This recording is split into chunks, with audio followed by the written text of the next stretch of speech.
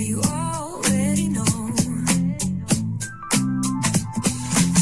Turn it up, lean back, feel the breeze.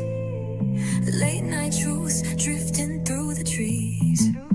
It's for the culture, by the culture. Braylon got the soul to show ya. Breaking it down, lifting it higher. Feel the rhythm, spark the fire. Headlines flip with a soulful twist. Behind the scenes where the magic sits. It's the heartbeat of the now and the then, where the story starts and never ends. Tune in, lean and feel the groove. Every moment, a vibe you can't lose. It's for the culture, by the culture. Braylon got the soul to show ya. Breaking it down, lifting it higher. Feel the rhythm, spark the fire.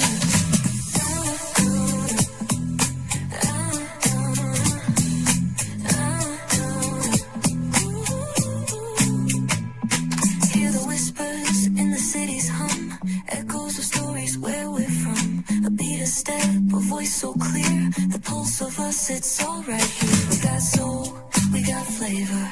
Every moment is a savior. Every experience is an overcomer. Turn it up.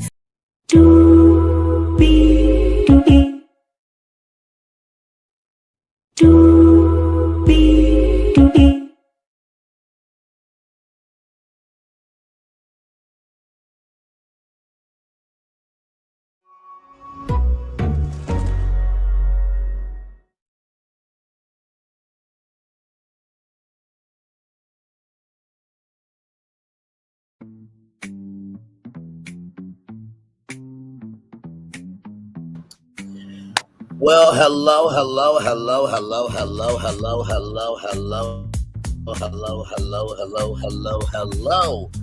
to you, and you. Welcome into another edition of Brayley's Virtual Tour Live. We are live on tour tonight. We are talking about the young man Karmelo Anthony. I know I did not cover the trial. I know there were many of you out there that covered the trial. You did a great motherfucking ass job. Right now, the country is in a very tense space.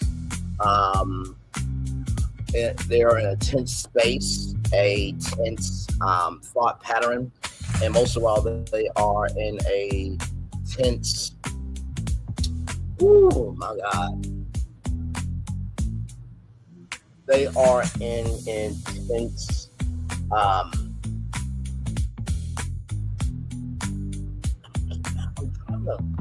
My finger. They are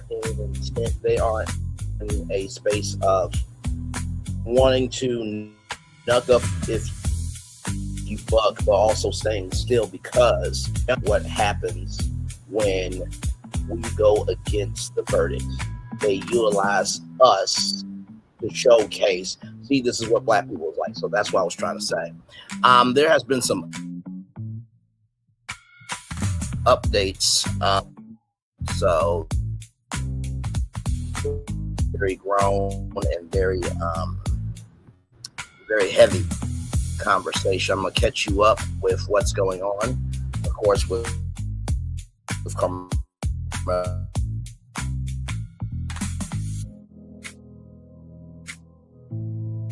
time period where everybody is on one of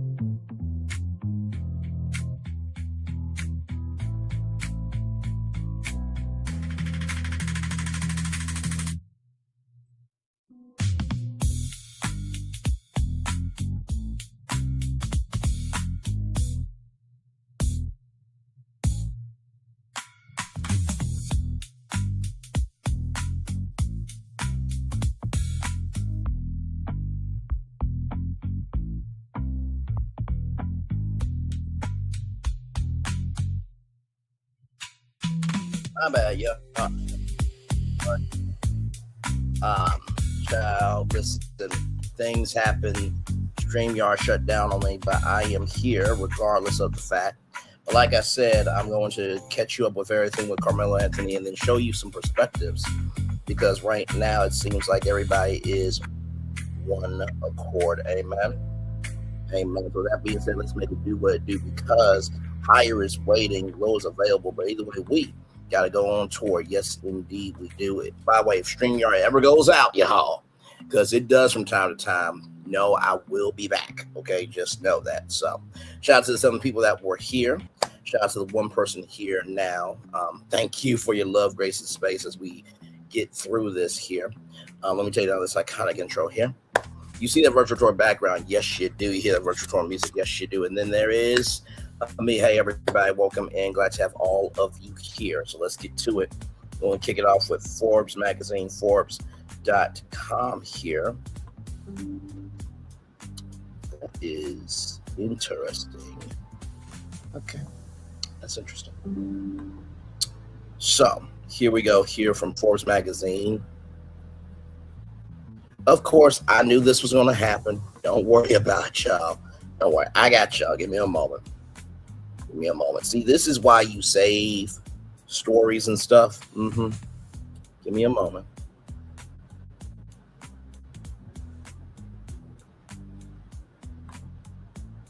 So we're going to go with this right here. I knew that Forbes was going to do this. So here we go, everybody. Texas Representative Jasmine Crockett says race absolutely played a role in Karmelo Anthony's stabbing conviction.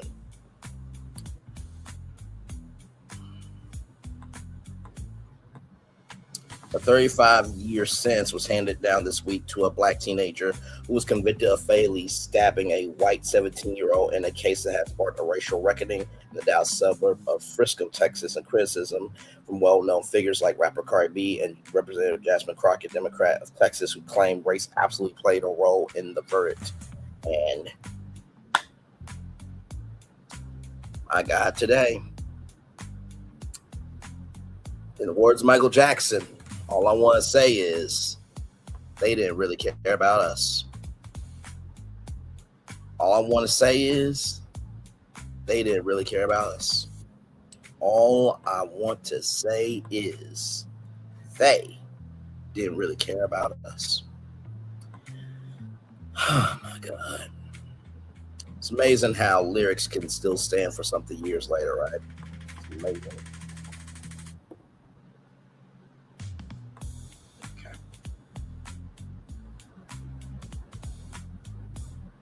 So let's continue on here. Karmelo Anthony, now 19, was found guilty of murder Tuesday by a jury and sentenced to 2 decades in prison after he fatally stabbed Austin McCaff at a track meet when both were 17 years old. Anthony's legal team argued that he acted in self-defense after he was physically attacked, physically confronted by a larger member of the opposing track meet. Of the opposing track team during the meet. Prosecutors argued Anthony intentionally escalated otherwise mild situation by stabbing McCaff in the chest with a folding knife. McCaff died shortly after. Despite the prosecution claiming in opening statements that the case has nothing to do with race, McCaff's father disavowing those who focus on race as a contributing factor, it quickly became a flashpoint in online political discussions. I want you to keep that in mind. That the father is saying this has nothing to do with race. I want you to keep that in mind because there have been some new developments. Okay. I just want you to keep that in mind. Okay. Just want you to keep that in mind. Just want you to keep that in mind. Supporters of McCaff and Anthony clashed outside the Collin County Courthouse Tuesday with at least one woman holding up a sign that said Austin say his name, repurposing a prominent Black Lives Matter movement sign. Commenters debate if Anthony's actions could reasonably be considered self-defense. Others claim the case would have been different if the races were reversed. People on both sides expressed an uneasiness over a teenager being handed 35 cents. Anthony was tried as an adult under Texas law. And I think that's where I am with it, right? It is quite sad to me, right, that what has happened with this case, because from what I understand, it was a track meet, right? And back in the day, there used to be this thing called civility, understanding, and compassion. So it was raining. No kid wants to be rained on, right? And so this kid went over to another team's tent, right, just to get out the rain.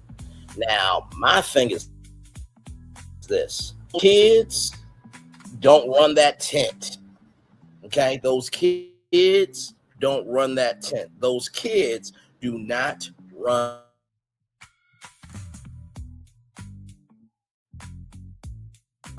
that.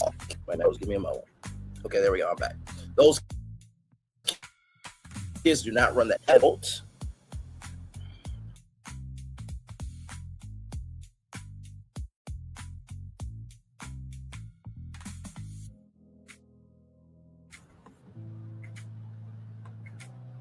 Okay, it's gonna cut out again, y'all, but I will be back. I don't know why my laptop is doing this right now. I really don't, y'all. I am so sorry. Give it a moment here.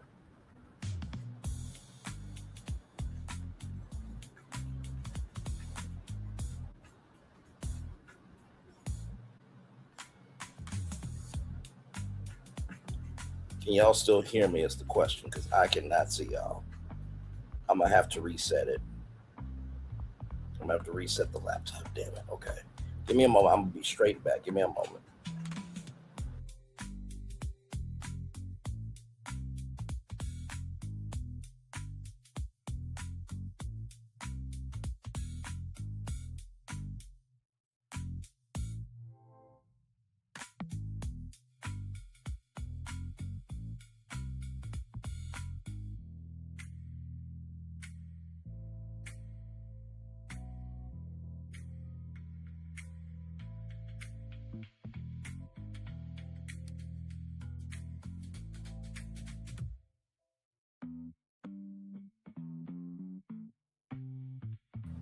Hey, y'all, I'm back. Sorry about that. Like I said, I do not know why.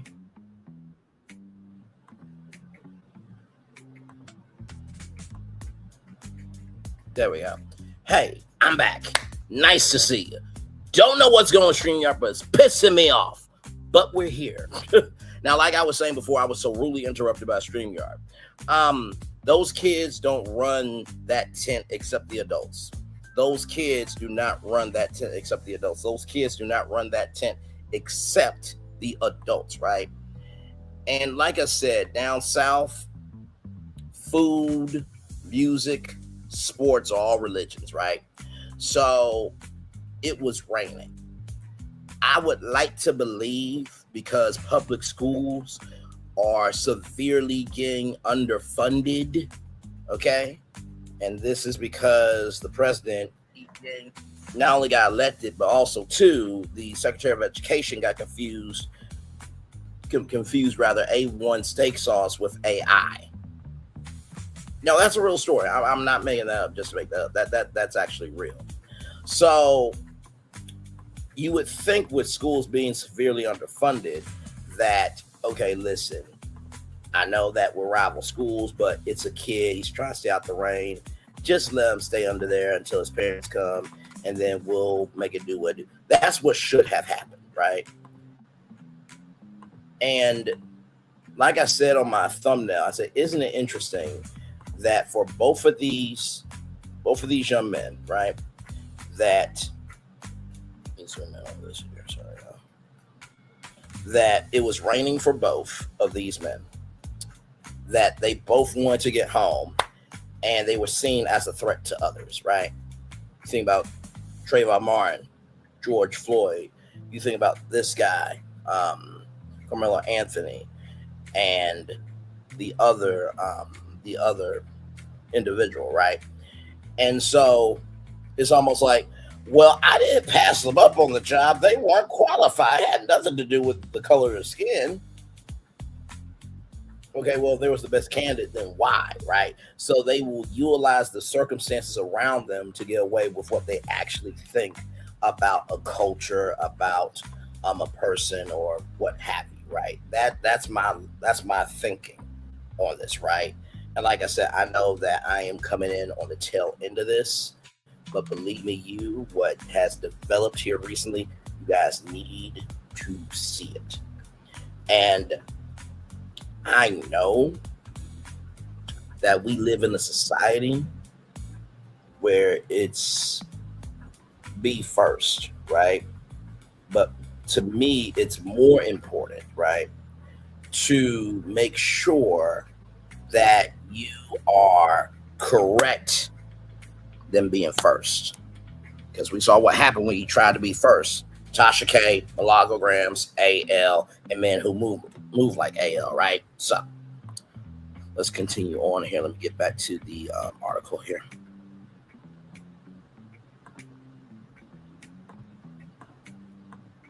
Okay. So right here, Anthony's legal team argued he acted in self-defense after he was physically attacked by a larger member of the opposing track team during the meet. Prosecutors argued Anthony intentionally escalated an otherwise mild situation by stabbing McCaff in the chest with a folding knife. McCaff died shortly after. Despite the prosecution claiming in opening statements that the case has nothing to do with race, McCaff's father disavowing those who focused on race as a contributing factor, it quickly became a flashpoint in online political discussions. Supporters of McCaff and Anthony clashed outside the Collins County Courthouse Tuesday with at least one woman holding a sign that said Austin say his name, repurposing a prominent Black Lives Matter movement slogan.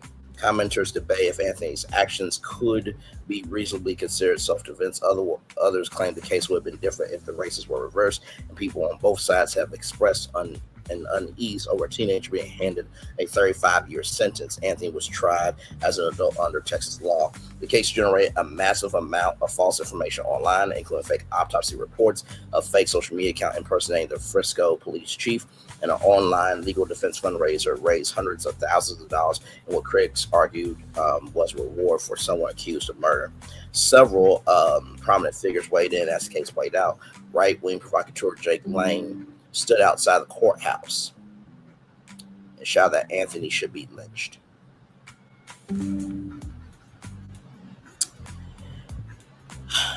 You know, anybody who has that type of thinking, you know what that tells me?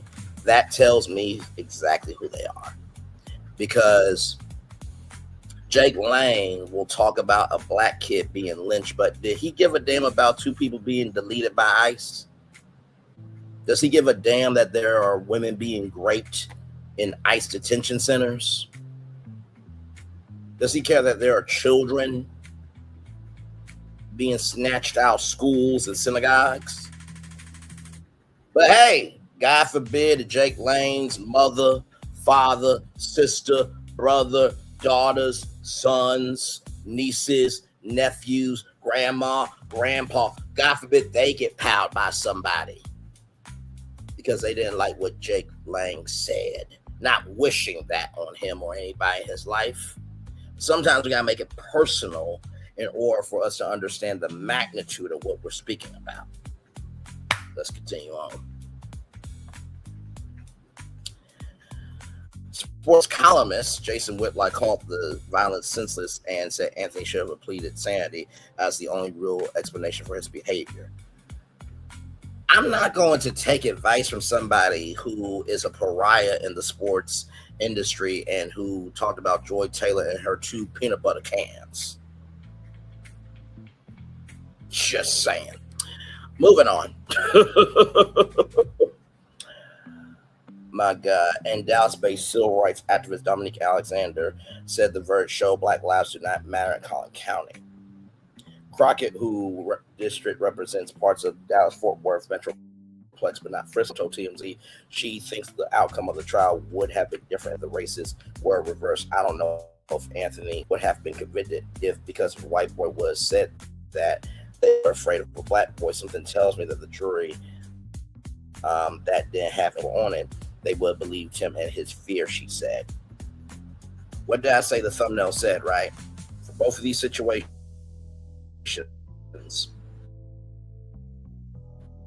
it was raining, right?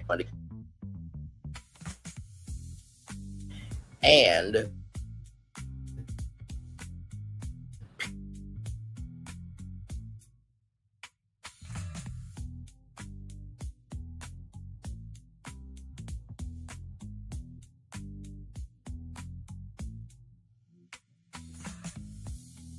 yard is pissing me off today.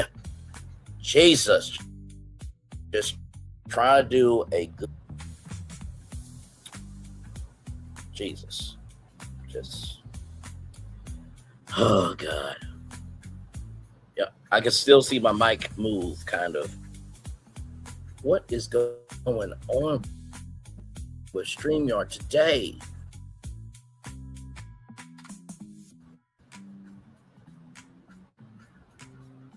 Okay, we're going to do this show, y'all. We are going to do show. We're going to do this show.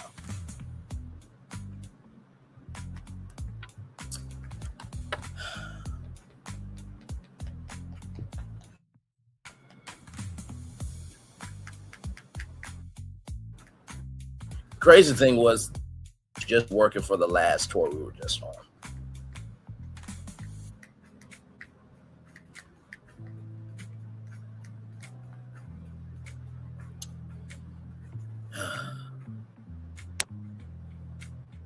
Y'all, I'm still right here.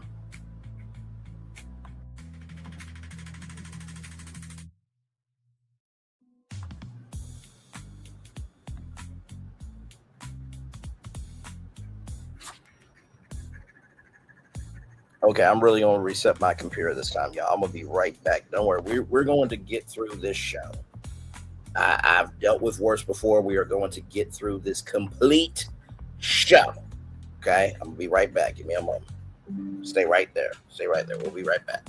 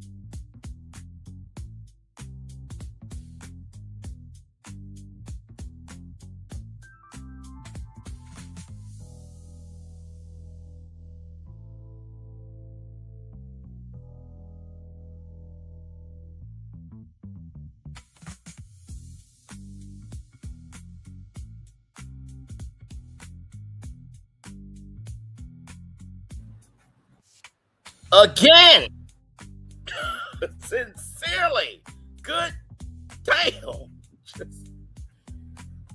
Okay, like I said, y'all, we're going to get through this show. You know what I'm going to have to do? I'm going to just have to pull up the article, read the article, and then I'm going to pull up the links after, okay? But do not worry, we are going to get through this damn show. I promise you, okay? I promise you. Been through worse, y'all. Been through worse. Okay, give me a moment. Okay.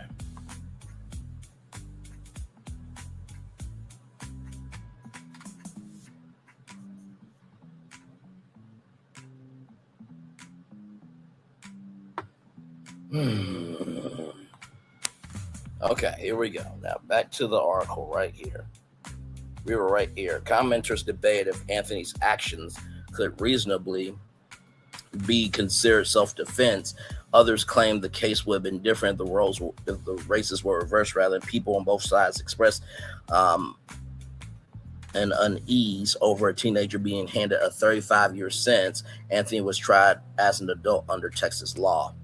The case generated a massive amount of false information online, including fake autopsy reports, a fake social media account impersonating Frisco police chief, and an online legal defense fundraiser raised hundreds of thousands of dollars in what critics argue was a reward for someone accused of murder. Of course, I read all this here. Several prominent figures weighed in as the case played out. Right-wing provocateur Jake Lang stood outside the courthouse and shouted that Anthony should be lynched. Sports columnist Jason Whitlock called the evidence senseless. called the violence rather senseless, not the evidence, but the violence senseless, and said Anthony should have pleaded insanity as the only real explanation for his behavior. And Dallas civil rights activist Dominic Alexander said the verdict showed black lives do not matter in Collin County. And right here, Crockett, Jasmine Crockett, that is, whose district includes parts of the Dallas-Fort Worth Metroplex, but not Frisco, told TMZ she thinks the outcome of the trial would have been different if the races were reversed. I don't even know if Anthony would have been convicted, because if a white boy would have said they were afraid of a black boy, something tells me that a jury that didn't have any black people on it, they would have believed him and his fear, she said. The Collin County Young Democrats group support Anthony and wrote in a Facebook post that justice must be more than punishment. The Collin County NAACP posted on Facebook, fairness, representation, and confidence in our justice system in question. Why were there no black people on the jury? Anthony's grandma, Tony Hayes, was filmed shining racist bias out of her car window as she left the courthouse Tuesday. Wow, just freaking wow, disgusting. This is not justice. This is trying to make an example. Cardi B posted about the sentencing. Jeff McCaff, the victim's father, said he thinks Anthony should have been sentenced to life in prison. He said he had a bit of sorrow for Anthony, but vowed he would advocate against parole for the rest of his life and will play and record a video to play at parole hearings after he dies. State Representative Jared Patterson, Democrat from Frisco, said he hopes this moment allows the McCaff family and our community to begin the difficult process of healing and move forward together. A local counselor, Bert Tanneker, said justice was served. The case immediately evoked memories of the high-profile trial of Kyle Rittenhouse, a white man who piled 3 people and killed 2 in Wisconsin while illegally armed with an AR-15 style rifle during a Black Lives Matter protest. Rittenhouse was also 17 at the time and claimed self-defense in a case with strong racial and political overtones that spurred large controversial online fundraising campaigns. He was charged with multiple counts, including homicide, but was acquitted after a jury found that he acted in self-defense. Supporters of Anthony have argued Rittenhouse was given the benefit of the doubt, while Anthony was not, for racial reasons, pointing out Rittenhouse was immediately supported by a conservative base, while Anthony was widely condemned before trial. White folks out here asking why Karmelo Anthony had a knife but had no problem with 17-year-old Kyle Rittenhouse having an AR-15 that he wasn't licensed to carry. Talbert Swan, a bishop and NAACP chapter president in Massachusetts, said critics say the 2 cases are fundamentally different and that the legal facts are not as similar as the political narrative suggests. Rittenhouse slammed the comparison by saying, "I defended myself after I was violently attacked by white Antifa thugs with criminal records, and it was clear I died if I didn't defend myself. We are not the same." Anthony and McCaff never met before Frisco school district track meet in April 2025. When it started raining, some of the athletes stayed on the field while others ran for cover under team tents, reports detail. Anthony's school, Centennial High School, did not have a team tent. Instead, he sought shelter under the Memorial High tent where McCaff was a student. Witnesses told police McCaff told Anthony to leave, to which Anthony responded, "Touch me and see what happens." And then McCaff grabbed Anthony to remove him from the tent. That's when the witness said Anthony pulled out a knife and stabbed McCaff once and then ran away. Anthony immediately told police that he was the one to stab McCaff. He was protecting himself and asked if McCaff was going to be okay, according to police reports. The case deepened existing racial ties in Frisco, one of the fastest growing cities in the country that has for years struggled with changing demographics and anti-immigration sentiment. The city, which has grown 61% in the last decade, is now majority minority, with census data showing the population as 46% white, 34% Asian, 10% Latino, and 10% Black. A candidate for Frisco mayor has called immigrants rats, and an Islamic terrorist group, the Washington Post reported, and locals have complained of an Indian takeover in the area. At one council meeting, a man waved the Indian flag and spoke with a fake accent and said, "I started to throw my trash outside and pooping everywhere to make Frisco feel more like home." Video of the meeting went viral. Anti-immigrant rhetoric has pushed several far-right politicians into seats of power.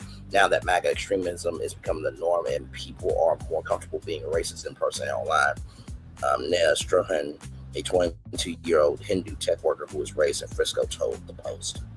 So that is everything you need to know. Now, I'm going to just say this right here. Then McCaff grabbed Anthony to remove him from the tent. When you grab somebody, bruh, you grab me, I got the right to respond back. That's exactly what happened here. Okay? Let's get that straight. And like I said before, with schools being underfunded, he wasn't bothering anybody. Okay, he's from a rival school, so what? You did hear that some of the kids were trying to get out the rain. Some of them were staying on the field. Others was trying to get, cover, right? So this was all over a tent. People have fought for a lot worse and for a lot less, right? So I want to just say that first of all. Now that I got you caught up on the article, and y'all have to go back and time stamp it because this just my God today. So give me one moment. Now I had an article from CBS News, but apparently it's no longer there. And I'm not even joking. I'll show y'all that here in a little bit. And of course, I'm going to show you some opinions as well that the people have spoken. Okay. And they are not happy. And there are a lot of black celebrities that are bringing resources to bear. And like I said, remember how the father said this had nothing to do with race. I want you to keep that in mind. So this right here was the page. Page cannot be found. The page may have been removed, had name change, or is just temporary unavailable. So there is that. And then right here, of course, Karmelo Anthony sentenced to 35 years for murder in Texas track meet stabbing. A teen was found guilty of murder over the fatal stabbing of another teen at a high school track meet last year. It was sentenced to 35 years in prison. Karmelo Anthony, 19, was indicted on first-degree murder in the fatal stabbing of 17-year-old Austin McCaff at a track meet in Frisco, Texas, in April 2025. Prosecutors called the stabbing senseless and plain and simple murder, while the defense argued that Anthony acted in self-defense. Following the announcement of the jury sentencing, McCaff's parents and twin brother delivered emotional victim impact statements addressing Anthony directly. We will never know what our future could have been, Megan McCaff, Austin McCaff's mother said, according to WFAA. For journalists, activists, this is a story for our family. This is our reality. Jeff McCaff, Austin McCaff's father, said his son's death destroyed the person he used to be. It destroyed the person he used to be. So this is a better version of you. But you keep that in mind. Keep that in mind. People think grief is sadness. It is not. It is rage, pure, unfiltered rage, he said as he slammed his fist on the table, according to WFAA. The jury began deliberating midday Tuesday before reaching the guilty murder verdict in 3 hours, according to a court spokesperson. Jurors could have also considered manslaughter, which carries a sentence up to 20 years. The same jury reached a decision on the sentence after several more hours of deliberation on Tuesday. After being remanded to the custody of the sheriff's office, Anthony could be seen crying when he returned to the court for the punishment phase, according to ABC Dallas affiliate WFA, which was in the courtroom for the trial. Anthony's mother was the only person to take the stand during the punishment phase, asking the jurors to show him mercy as he's sorry for what he did. WFAA report, the judge said Anthony waived his right to testify during the punishment phase, according to the station. The murder charge carried a sentence of 5 years to life in prison. The state agreed to allow jurors to consider sudden passion, which if proven would have limited the sentence from 2 to 20 years. But here's the thing, right? When you're talking about sudden passion, that would be like, what is that woman's name? She just passed away. Betty Broderick, right? So for those of you who don't know about Betty and Dan Broderick, okay, Betty Broderick went into Dan Broderick's house and Linda Kokina's house and deleted them. That was sudden passion, right? This was not sudden passion. This is defense. Passion means that there's love, there's a tie there, this, that, and the third. And they said that these two did not know each other before the track meet. So that's bullshit. Okay, listen. Ooh, somebody's having a really rough night. Which, if proven, would have limited the sentence from 2 to 20 years, according to WFAA. The defense argued that Anthony was overwhelmed by a strong emotion and acted before having time to calm down. The deadly stabbing occurred at a Frisco Independent School District Stadium on April 2nd, 2025, during a track and field competition involving multiple schools in the district.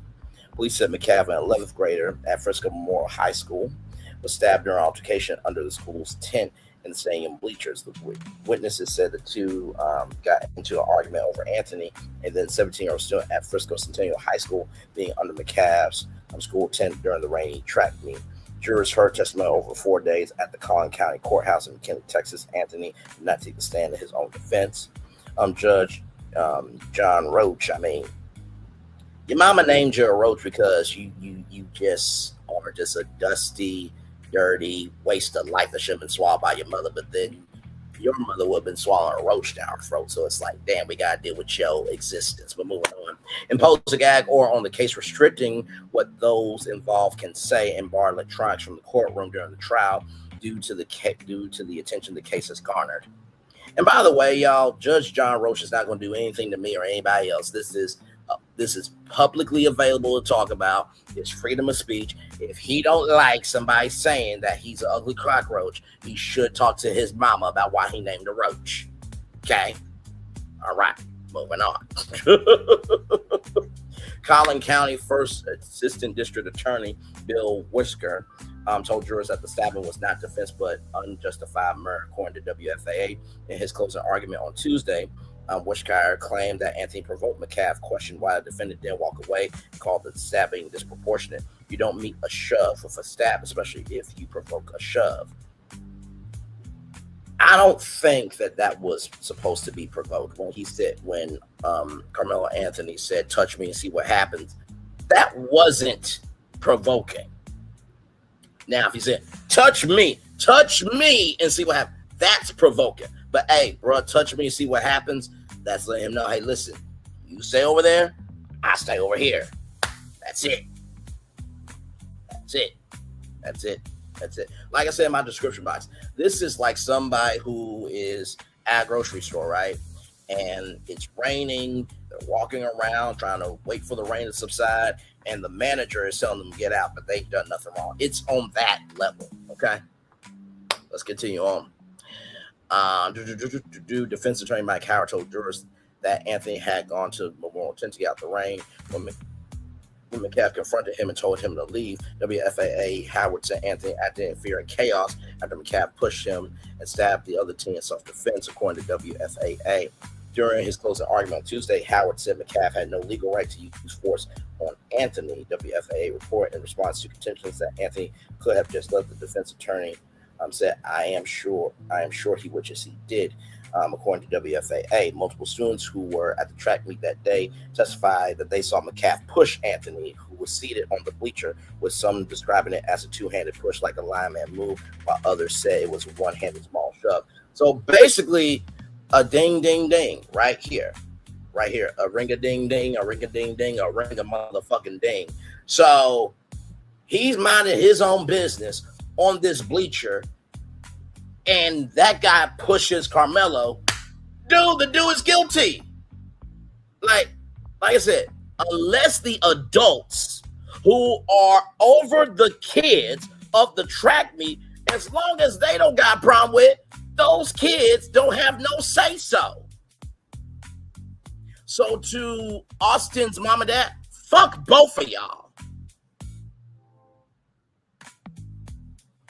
And I want you to keep in mind that the dad said this had nothing to do with race. I want you to keep that in mind. Like I said, the title of this stream is so because a kid just wanted to not get rained on, he has to be sentenced to 35 years. I want you to keep that title in mind. I want you to keep the fact that the dad said this had nothing to do with race. I want you to keep that in mind. One witness testified that Anthony was asked to leave the tent about 15 times. Why did y'all ask him 15 times to leave? If he was minding his business, why? According to WFAA, someone called Anthony saying, touch me and see what happens during the altercation, which witnesses said lasted about 4 to 6 minutes. According to WFAA, another witness quoted McCaff as telling Anthony, "I'm not going to fight you," the station report. "I'm not going to fight you, but yet you shoved him." Okay? This is Austin McCaff, child. I mean, aren't calves small cows? I mean, and I guess his mom and dad are small-minded, so there it is. So anyway, moving on. Cows get slaughtered all the time. All right, moving on. Now, listen, his last name is Calf. Don't get mad at me. That's what his parents named him. Don't get mad at me. Don't you do that. No. We're not doing this shit. No. Don't you look at me like that. Oh, I see what you're trying to do. Yeah, I'm just going to do that. I know exactly what you were going to do. I've seen that trick before. I've seen that trick before. Yep, I've seen that trick before. I have seen that trick before. No, not going to have it. Not now on my stream. I don't know who the hell you think you are, but no. No.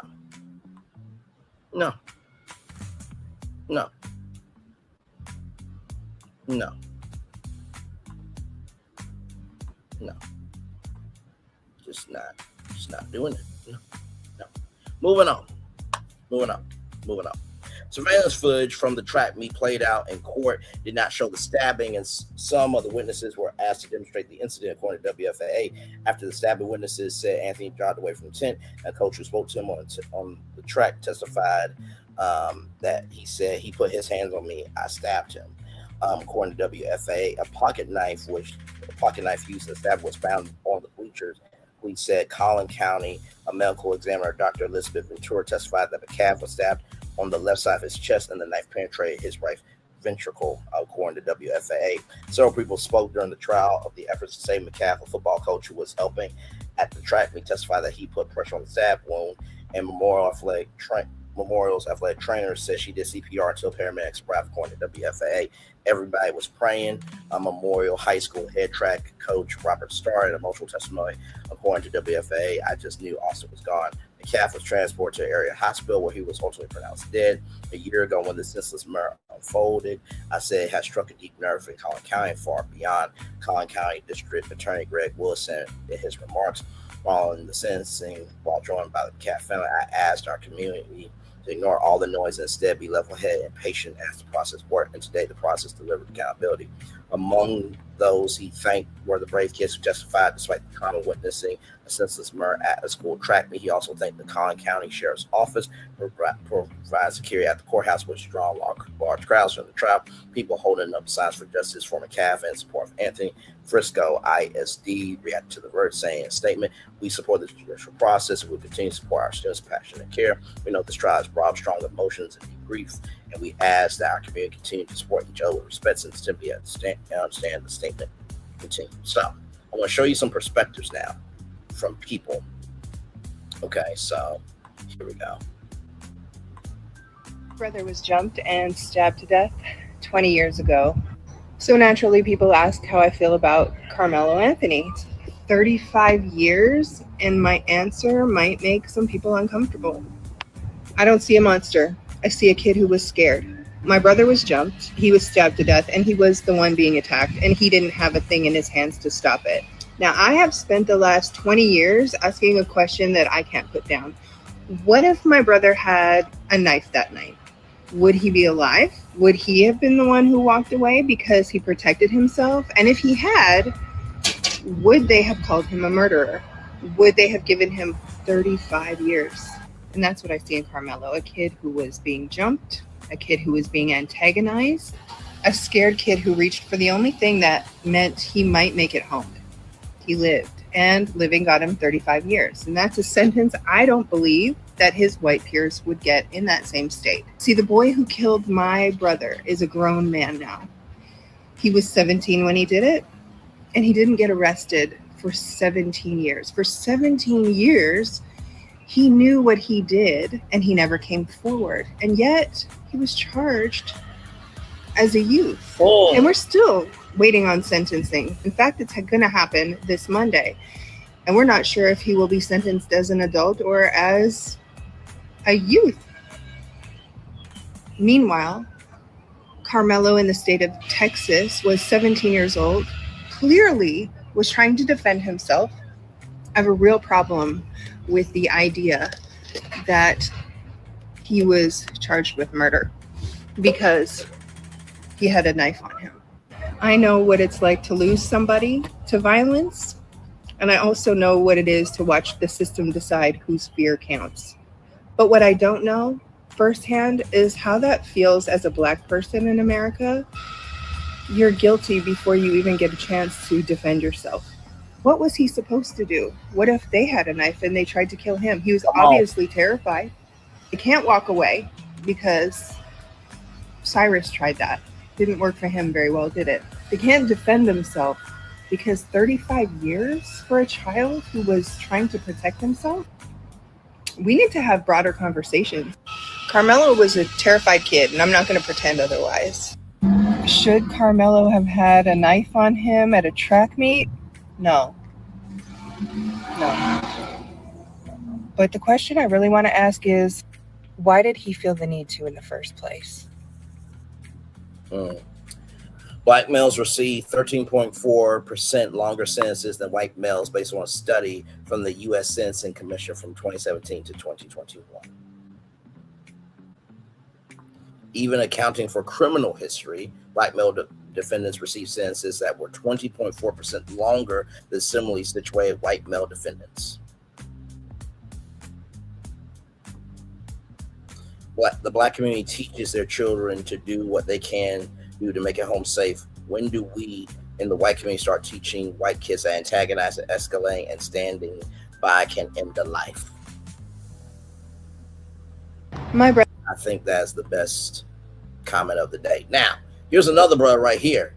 Check this out. Roll it.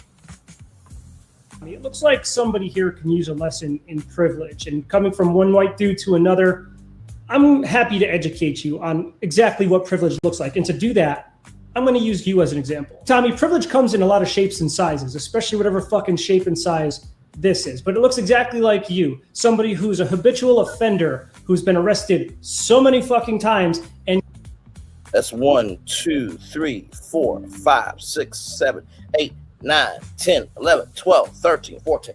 Damn, I mean, he's the white Martell Holt at this point. Let's keep going. You are still here as a member of society being allowed to, I don't know, do whatever you're doing now. You see, if I showed your rap sheet to anybody, which is extensive, by the way, you've got criminal offenses and convictions ranging from possession and trafficking of controlled substances to fraud to flagrant failure to pay child support, which I'm pretty sure is a requirement to actually be considered a MAGA man these days. But yeah, you've got an extensive rap sheet. And if I showed that to anybody and I didn't put your picture up or anything like that, what do you think they'd say about you? I want you to think about what they'd say about you, because that's what you guys say about black men in this country. You look at their picture and then you pass judgment immediately.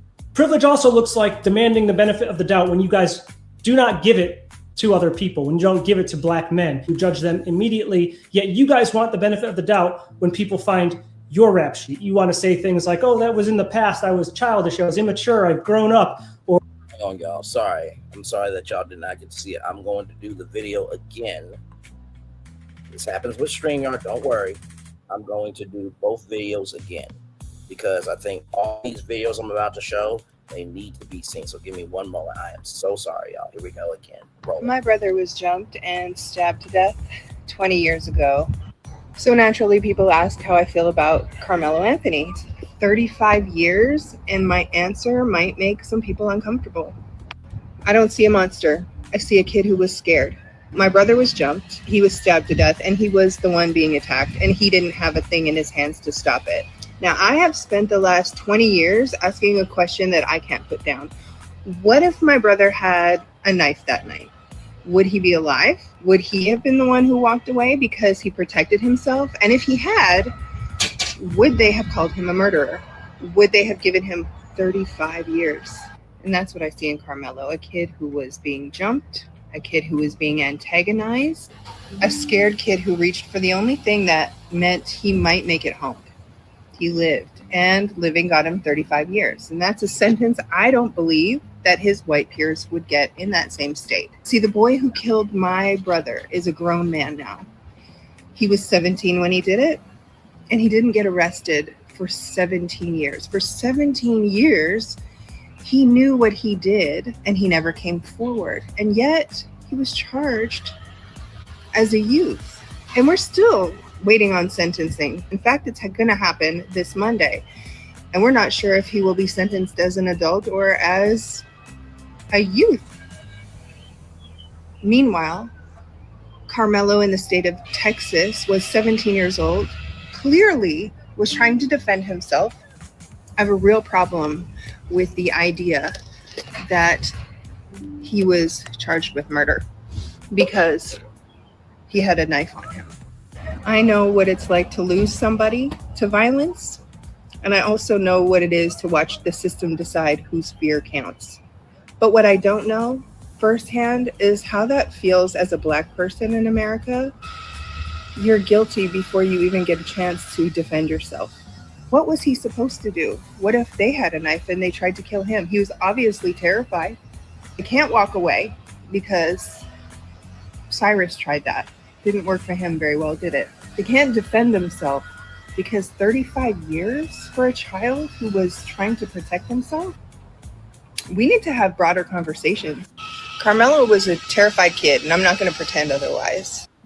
Should Karmelo have had a knife on him at a track meet? No. But the question I really want to ask is, why did he feel the need to in the first place?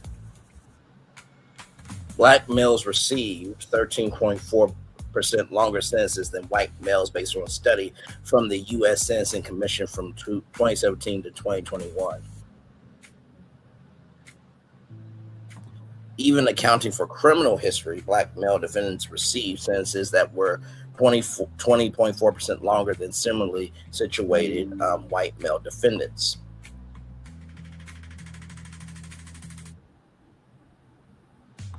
The Black community teaches their children to do what they can to make it home safe. When do we in the white community start teaching white kids antagonizing, escalating, and standing by can end a life? Now, that was Cat from Canada. Now, this brother right here that you guys heard, but you guys didn't see, that is KCAC256_TT. I want you to watch this. Roll it. Hey, Tommy, it looks like somebody here can use a lesson in privilege. And coming from one white dude to another, I'm happy to educate you on exactly what privilege looks like. And to do that, I'm going to use you as an example. Tommy, privilege comes in a lot of shapes and sizes, especially whatever fucking shape and size this is. But it looks exactly like you, somebody who's a habitual offender who's been arrested 1, 2, 3, 4, 5, 6, 7, 8, 9, 10, 11, 12, 13, 14 times. So many fucking times, and yet you are still here as a member of society being allowed to, I don't know, do whatever you're doing now. You see, if I showed your rap sheet to anybody, which is extensive, by the way, you've got criminal offenses and convictions ranging from possession and trafficking of controlled substances to fraud to flagrant failure to pay child support, which I'm pretty sure is a requirement to actually be considered a MAGA man these days. But yeah, you've got an extensive rap sheet. And if I showed that to anybody and I didn't put your picture up or anything like that, what do you think they'd say about you? I want you to think about what they'd say about you, because that's what you guys say about Black men in this country. You look at their picture and then you pass judgment immediately. Privilege also looks like demanding the benefit of the doubt when you guys do not give it to other people, when you don't give it to Black men who judge them immediately, yet you guys want the benefit of the doubt when people find your rap sheet. You want to say things like, oh, that was in the past, I was childish, I was immature, I've grown up, or I found Jesus or some bullshit. You guys want to whitewash it away, basically nullify your record, expunge your record, your history, your criminal history, despite it being there forever. And you guys want the benefit of the doubt despite never giving it to other people. You know what else is a good example of privilege, especially white privilege? It's you being able to resist a lawful order and make terroristic threats and still be here to talk about it. Statistically speaking, Black men in this country don't have that luxury. They don't get to mouth off to police or resist a lawful order or make terroristic threats like you did and live to tell about it. Also, I mentioned the wrist slap sentences and fines that you got for all of your delinquency, but I should also mention that that's another privilege that you get to enjoy that most Black men don't. they're handed down harsher sentences for the same crimes compared to their white counterparts at a disproportionate rate. If you're going to stand there and pass judgment on an entire group of people and propagate this racist dog whistle bullshit all over your social media account, I'm going to read you for the filth that you fucking are. Mediocre white dude who's a hooker, and you're a drain on fucking society. You're non-person. You'd be relegated to the fringes and cut off completely. It doesn't feel good when somebody makes assumptions about you, generalized assumptions about you based on your rap sheet, and doesn't know anything about you other than what your rap sheet says, and dehumanizes you in the process. Doesn't feel good, does it? You're not used to feeling like that, are you? That's privilege. To me. Well done to that good sir. Well done to that good sir. Hang on, y'all. Oh my God, give me a moment. I'll be right back. Give me a moment.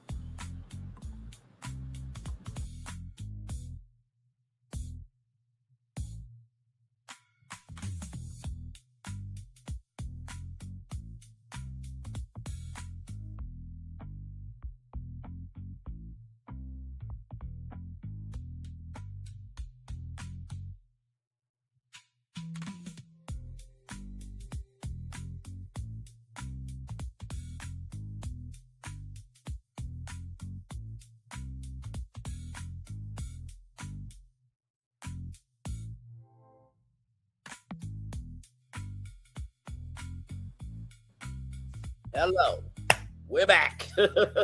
Well done to that, bro. I am so sorry, y'all.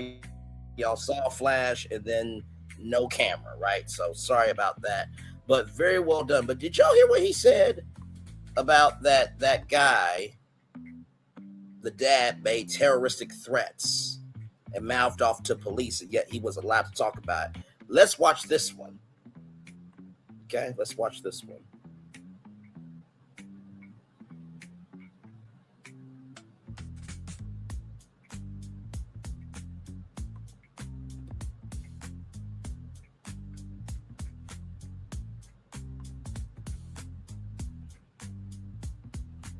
I swear to God, today with StreamYard, bro.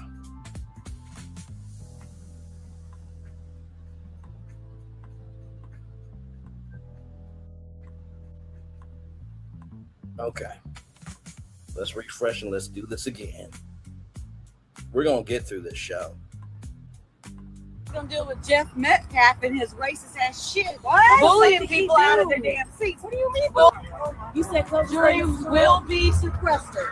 Yeah. As long as it takes. No, they're not gonna be sequestered right now. They're working on the jury charge. Come back in the morning for opening or for closing statements, and then the jury will deliberate. When they're done deliberating, the judge said they can call it whatever time they want to, but they're going straight to a hotel. I know you won't be able to.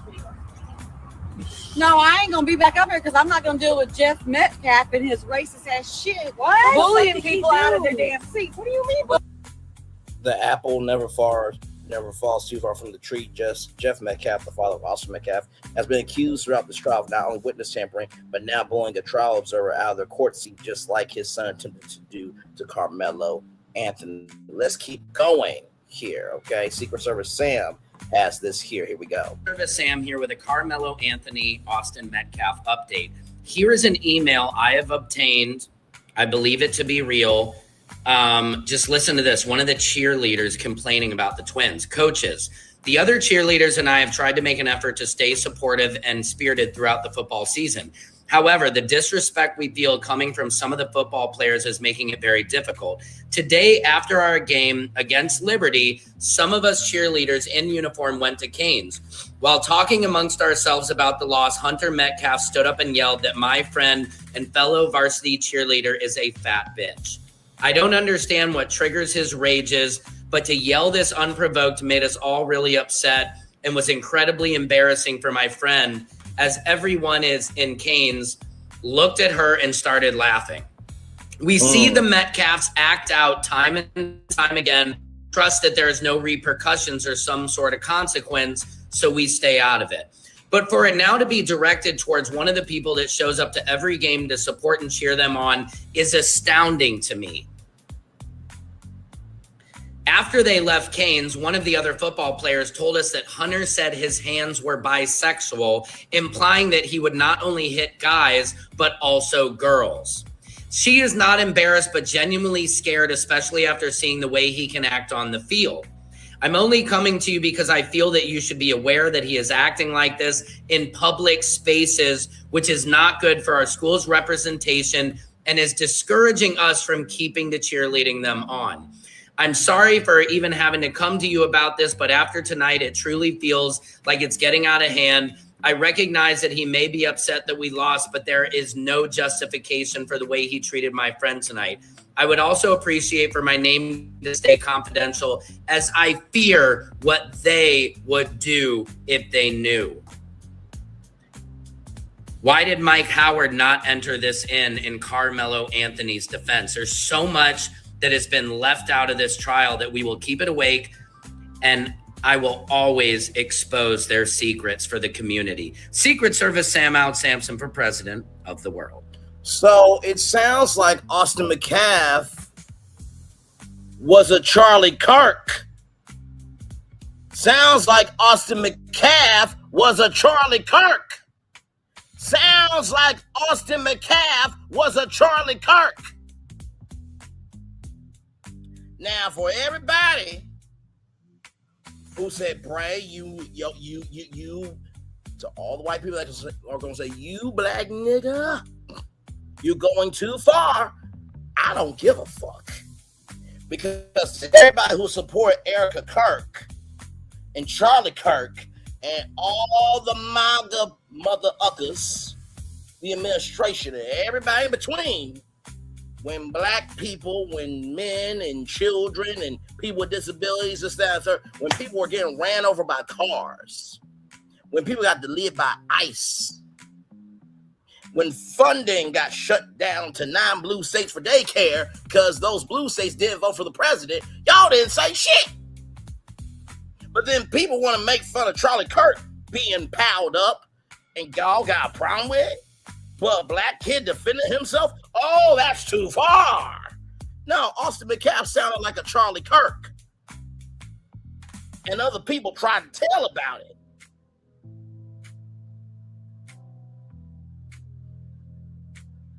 What you want me to do?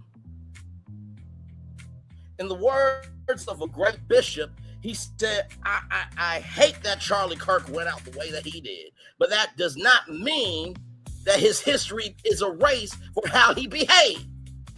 What we doing here? But God forbid if it was one of y'all kids. Y'all want to stand up and fight for your kid, right? Right? Okay. All right. Let's roll on. Let's roll on. That's not all I got. Here's another video coming up for you right here. Karmelo Speaks. And y'all listen, at the beginning, middle, end of the day, everybody got the right to free will. But what we cannot do is allow the truth to be in silence. Because whatever we don't confront, we allow. In the words of Dr. Martin Luther King Jr., our lives begin to end when we become silent on the things that matter. I can't hear nobody. I can't hear nobody. I can't hear nobody.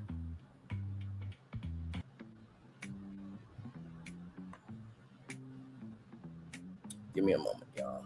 StreamYard wants to act a damn fool. We're going to get through this show.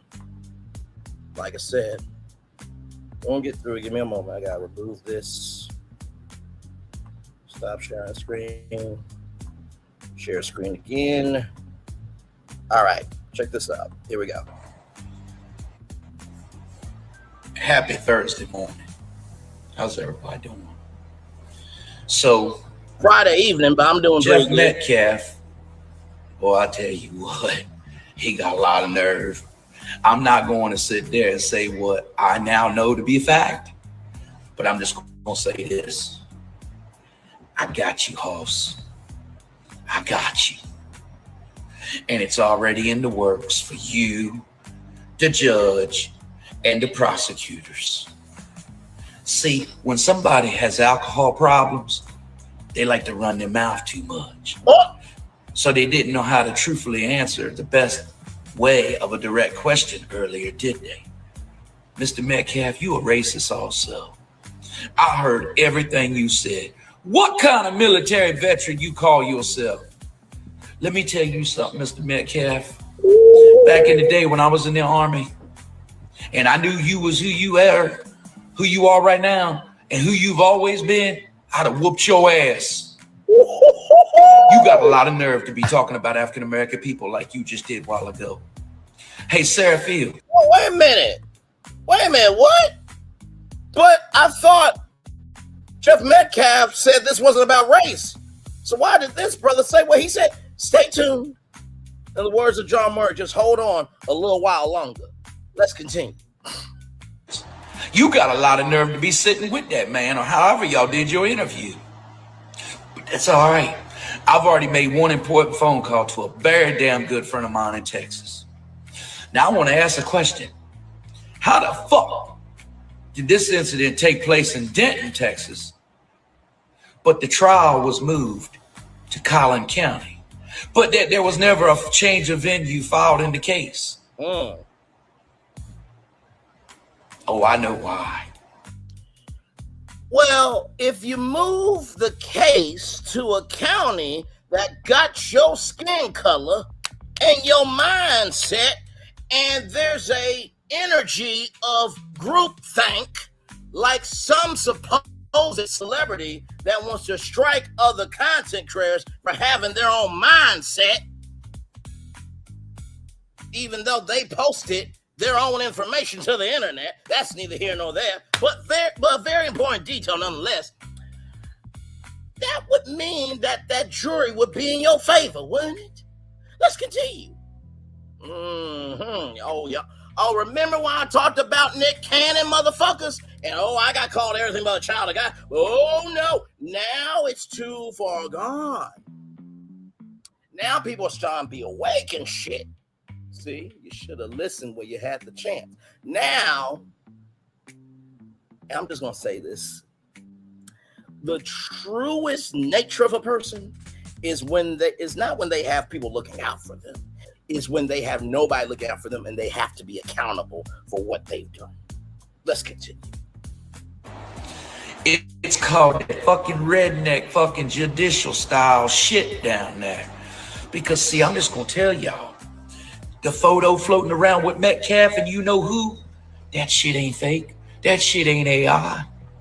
I can't tell you how I know for a fact right now. But I'm gonna tell y'all, this shit's for real. This shit is some serious shit.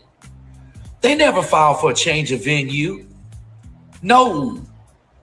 That case was to be held in Denton County, Texas, not Collin County. But I'm going to tell you what's up. When the dad of the person that lost their life is friends with somebody that's very good friends with the judge, Roach, and good friends with the prosecutors, where the fuck you think they moved the case to for? Why you think they put the case in the other county? Y'all some sorry-ass motherfuckers, man. Let me tell you something. I may not have went to law school, but I'm damn sure smart enough to nail your asses to a blackboard. And like I said, I've already made one phone call, and I'm getting ready to make another first thing in the morning. It doesn't matter whether or not he may have committed manslaughter. What matters is this kid never fucking got a proper procedural due process trial. And he's got a judge. He's got prosecutors faced with him. Why they friends with a dad's friend of the deceased. What the fuck? In case y'all didn't know, Metcalf does not have to be friends with the judge and friends with the prosecutor. Just him being friends with someone that's friends with them. A person who knows a person who knows. I wonder if there's any photos of them all having beer together and playing fucking golf too. But I'm gonna tell you this. Cell phone data. Who was at whose places? Who was it synced, y'all, with their cell phones right around each other? That means y'all railroaded this kid, and you even moved it from one county to another. I never knew that it was Denton County. I just knew that they called it Frisco. I never looked at the county. But I always knew that it was Frisco, Texas, where the incident took place. That's Denton County. That's not Collin County. The incident took place in Denton, not Collin County. That's crazy. But again, y'all, they were supposed to have Texas State Police immediately investigate. When have we ever seen something go down at a school where you only have local police involved?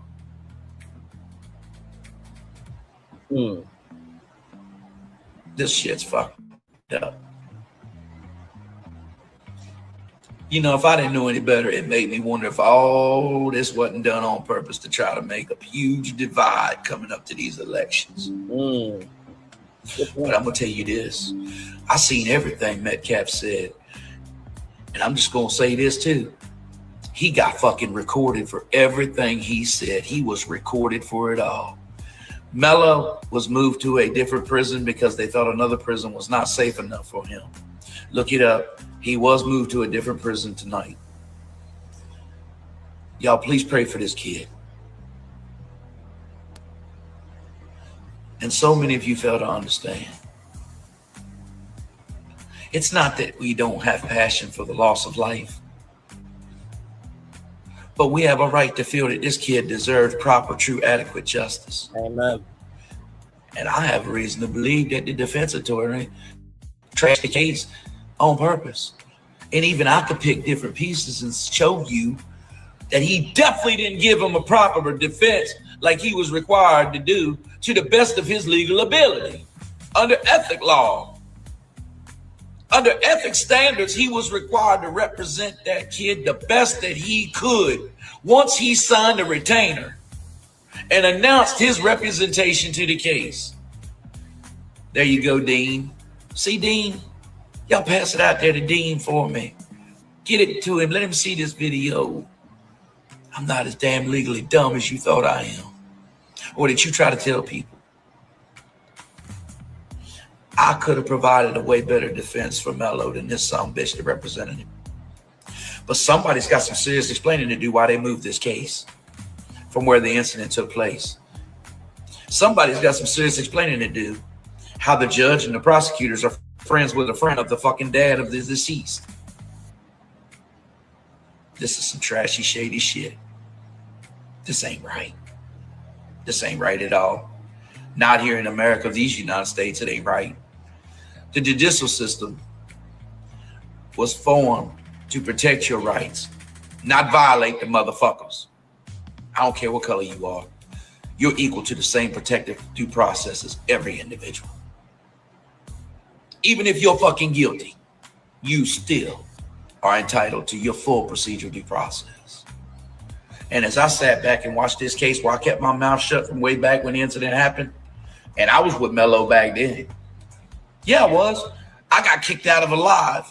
I got a real good friend of mine who lives across the Bay Bridge that was mad at me, but she knows my character. She stayed friends with me. And I respect her and her family as well. So I was with Mello back then. So anybody want to try to say, oh, he's race-based, whatever the fuck you want to call it. I don't need followers on this motherfucker. I can tote my shit. I like just this fine. guy. My followers went flying up when I started doing my karaoke live. I feel him. So you can go on somewhere with that bullshit, Dean. But the bottom line is this. I don't see color. Oh, I love this guy. I see true justice for all. I know how to take the feelings out. I know how to take everything and put it aside and look at a case. And when I see that I feel a kid like this is being railroaded as bad as they did him. I mean, these motherfuckers even turned around and locked him up the same night with sentencing. They didn't let him get a one night, good night's sleep and a meal the next day before they come back to court. No, hell no. The judge calls everybody back to court last night or the night before because we're in Thursday now. Y'all, this is some straight up bullshit, man. Straight up bullshit. And then you wonder why the African Americans out there are so fucking pissed and angry. Hey, you know what, African Americans? I'm not so sure about my Trump support anymore. I'm really not. So I'll tell you what. Go vote for that Tallarico and get rid of them fucking sorry ass Republicans down there. Because Greg Abbott and them knew that this judge was required to recuse himself. Oh, see, a governor has way more power than one may think. Greg Abbott was required to make him step down because guess what I found? It was announced way back then about a potential conflict of interest. And the judge refused to recuse himself. But nobody knew about the prosecutors being friends with the dad's friend. Maybe that's why we had so many witnesses go up on the stand line. Man, I'm gonna have y'all's law degrees fucking stripped from you motherfuckers. I'm gone. Very well said, good sir. You know, my mom, you know, she's a praying woman, and she says to me many times, Bray, you can be better than that. You don't have to go there.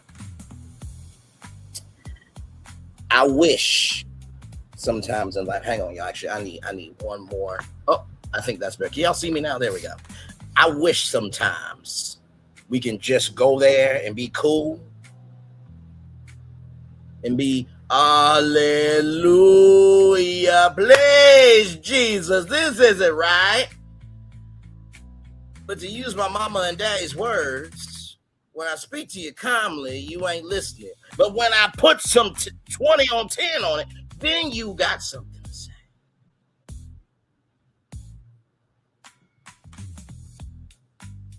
See, the problem in our community is we got some one-trick ponies. There are some that all they can talk about is Carissa Shields, Krishan Rock, and Remy Ma, and they get notices that they don't know how to produce original content.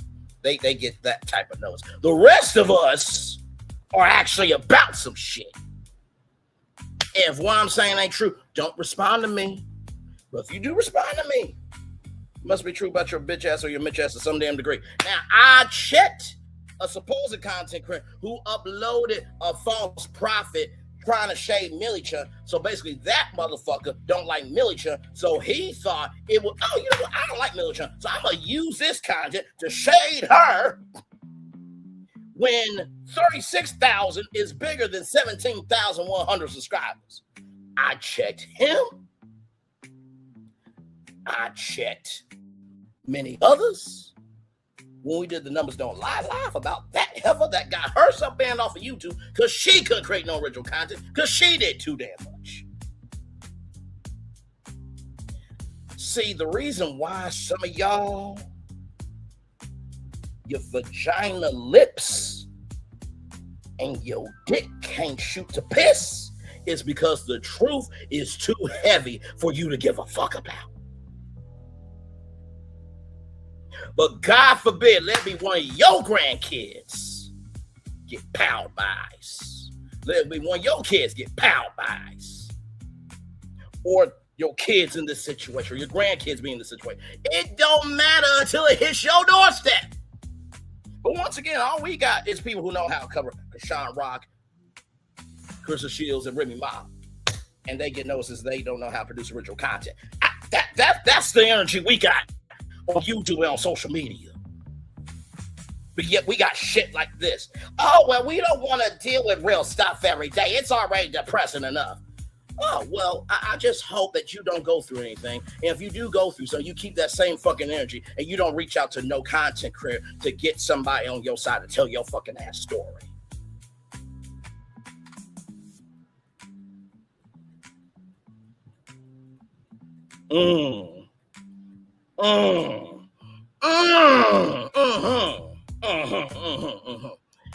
You know, there's some old ladies and men who are doing too much and can't play.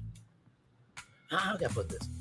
There are old women and men who are playing too many games but ain't winning at shit in real life or virtually. Moving on.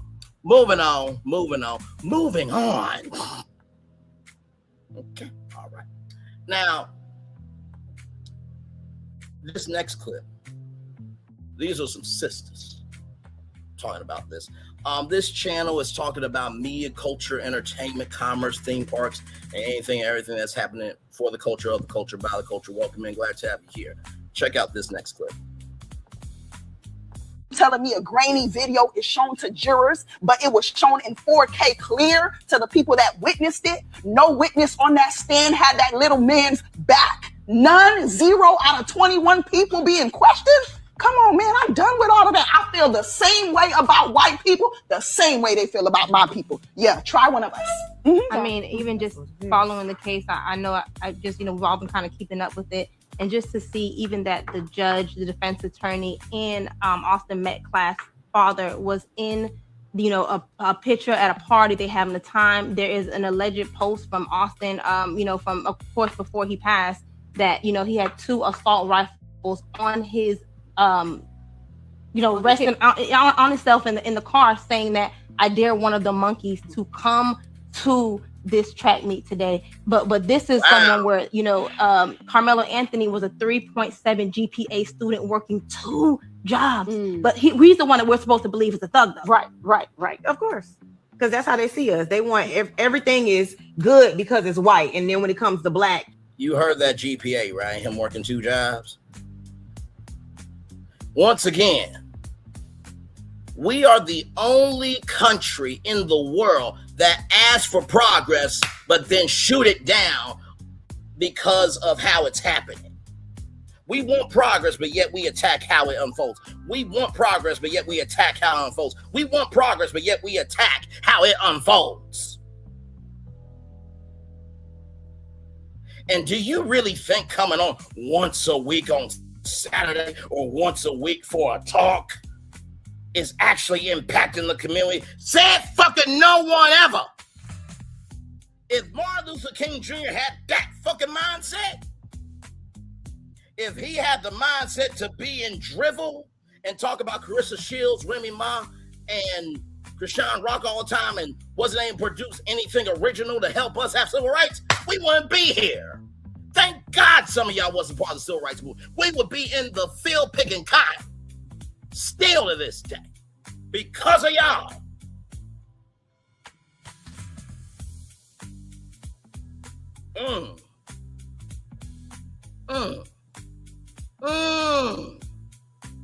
I can't hear nobody.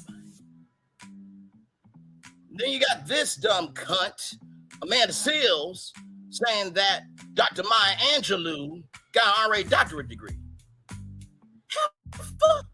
You got masters in African American studies and concentration in hip hop. We ain't seen you working nowhere, child.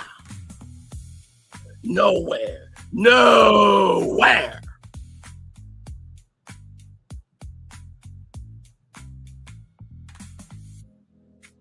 Y'all elevate the wrong fucking people and then complain about why shit ain't happening.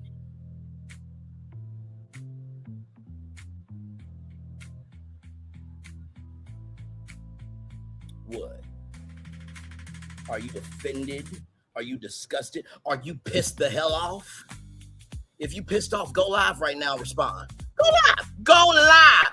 I double dog, triple dog, quadruple dog, all the dogs to dare you to do it.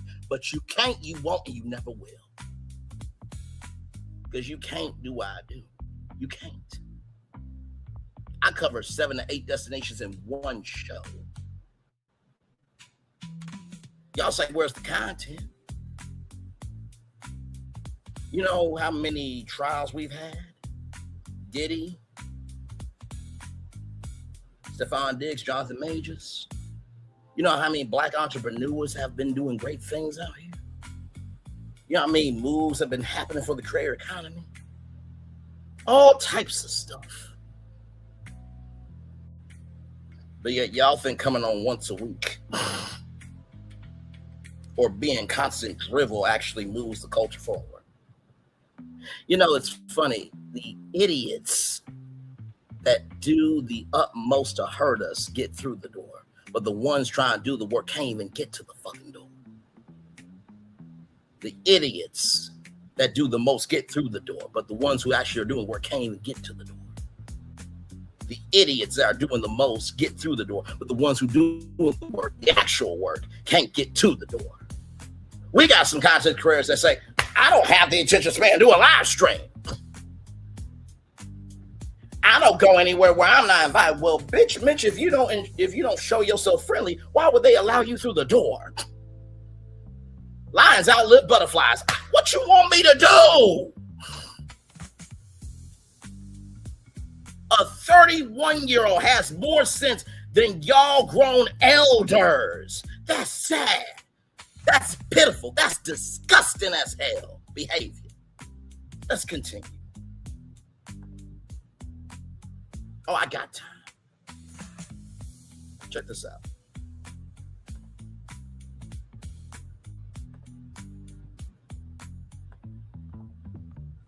Sorry, y'all. Let me refresh it. Pause. Here we go. You seen the video, don't you? Was it clear enough, or was it fuzzy, or what? No, it was clear. It was clear enough where you see the actual individual raindrops come by the camera. Okay. That's how clear it is. You actually see them walking up. You see that Karmelo is already up under there. He's under there minding his business. Dodging the rain, or yeah, it was still rain. You know, right. I'm from Louisville, so that day we were under a tornado watch. Right. We were under thunderstorm warning, and we know we had already had some light rain then, and it started raining again, and it was over with. Okay. So that's kind of what happened on that day, but they were at a rain delay already, and so during that time when that happened, the twins, their two buddies, and a few other kids, because there was a few kids involved with them. They were all coming from the direction of the middle school, coming walking back up. Right. On the video, you can see those four that actually was involved, and maybe about 3 or 4 others that was with them, skipping up, trying to catch up behind. One veered off probably toward his way to go to the coach and kind of distract him a little bit. And then the other 4 came walking together. One went in front. You seen the video, don't you? Was it clear enough? You know what this bird is giving me? It's like going in some Instagram live saying, we're the real ones, we're the real ones, we're the real ones. Heifer, if you the real ones, you ain't got to say, you just executed. Everybody who is big mad that a black man getting supported are the same ones that wouldn't do shit to help the black kid. I can't hear nobody. That would be like going to a TikTok live saying, we're the real ones, we're the real ones, we're the real ones. Child, if you guys say that Instagram live, you ain't real shit in your real life. What of it? What of it? What of it? The biggest people that are upset that this black kid is getting help are the same ones that will allow the black kid to die. The same ones that are upset about black kid getting support are the same people that will allow the black kid to die.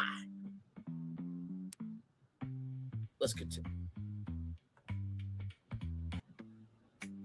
In front of them went past. Right. The other 4 went and they surrounded Karmelo. You know, if you're Karmelo, and they showed that on that video. It's on the video. Okay, come on. You can see them walk. I'm gonna say little stuff. I'll put it this way. Okay. They actually tell you when you're watching the video, pay attention to this corner right here, because if you look anywhere else, you might miss different things. Okay. So watch those 4. Here are 4 right there coming up. Right. That's exactly what they say. Okay. And so you have no way to be confused that it's those 4. Okay. So they come up, they surround them, and this immediate moment of not even a few seconds of pause, then that's when they jump.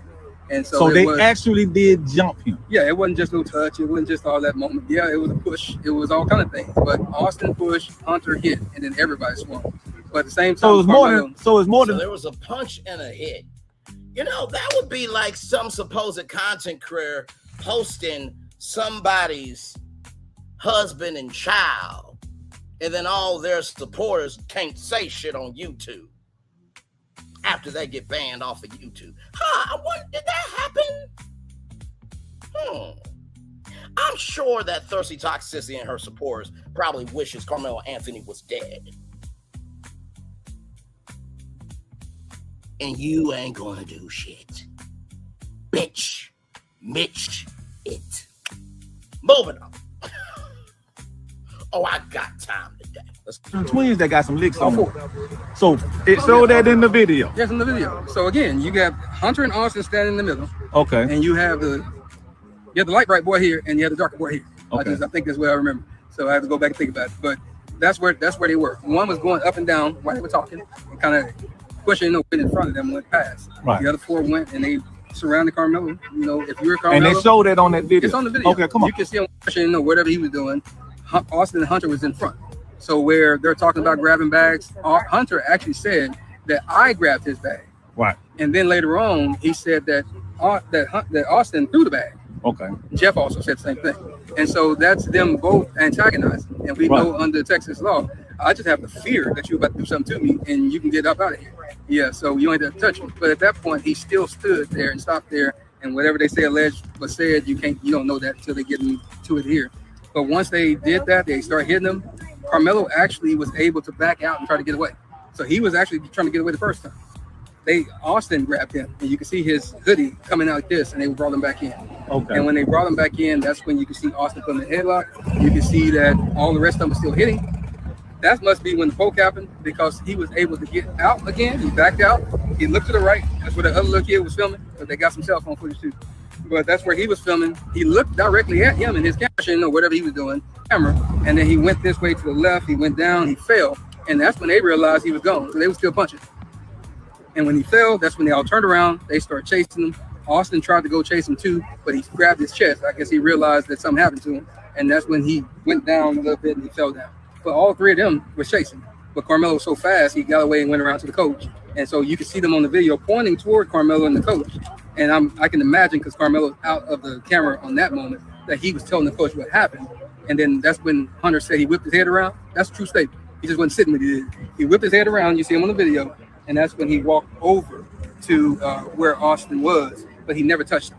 So all that stuff about him rendering aid and holding his heart, he never did that, because the coach grabbed him and he was holding him. So at the end of the day, that's kind of where the moment went. But they did assault him, and we'll just play the game. Even if it was just a push, you still assaulted him. Yep. Because it was unwanted. Absolutely. By your own definition and your word of him saying that leave me alone and I'm not going, camera, and then he went and I'm not going, you assaulted him, period. But they did beat him. And if you look at the, not the photo that Fox 4 put out, because that was one that they actually edited. I have the emails to prove it. But the actual Collin County one, you can see the webs and stuff on his eye. You can see the bridge of his nose is swollen. You can see the webs under his neck. And so that's the reason why they edited the one from Fox and kind of airbrushed it. And you can see they put the locks of his hair that got taken out as well. Shout out to Smash That Topic, making it do what it do.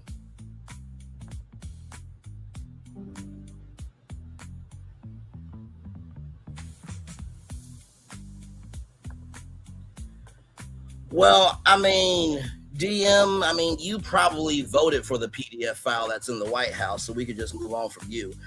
Look at the police report. Hunter's first interview said Austin threw his bag in the rain.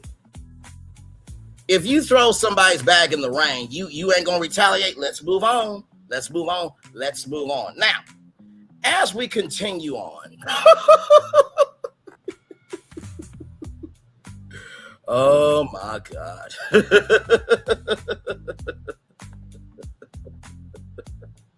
Oh man. Man, oh man, oh man. You know, a lot of people got a lot of nerve to say what somebody should or should not cover. I want you to think about every content creator that you know, right? And I'm talking to the old, broken, dilapidated, decrepit LAMH sector. And I want you to think who's been more on everything else in the culture. Because the rest of y'all had to pivot so y'all could still have y'all show. And a real friend wouldn't still be covering parts of the show, would they? Moving on. Child.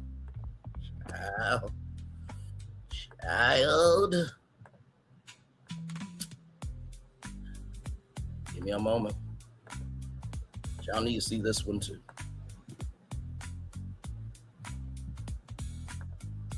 Okay, here we go. Here we go.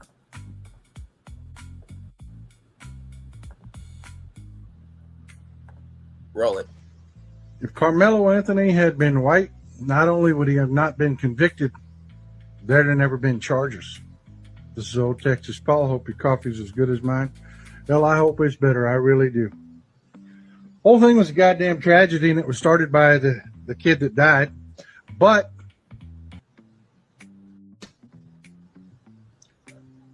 if Karmelo Anthony had been white and the other kid had been black,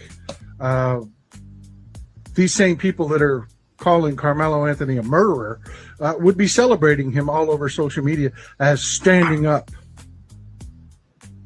Yeah. Now, then I say that the people that are upset that this black kid is getting support are the same ones that will allow him to die. Then I say that shit. Let's roll on. Let's roll on. Let's roll on. Young man, 14-year-old man by the name of Carmack Belton was his last name. Was chased down in South Carolina. Chased. The guy had to chase him and shot him in the back. Guy that shot him was white. Belton was black. That jury said self-defense because he was white. The only reason Karmelo Anthony was convicted was because we are a broken, fucking, bigoted country, and Karmelo Anthony was black. You know, not to mention too, we have some Uncle Ruckus. Not to mention we have some Uncle Ruckuses and some Auntie Rakishas.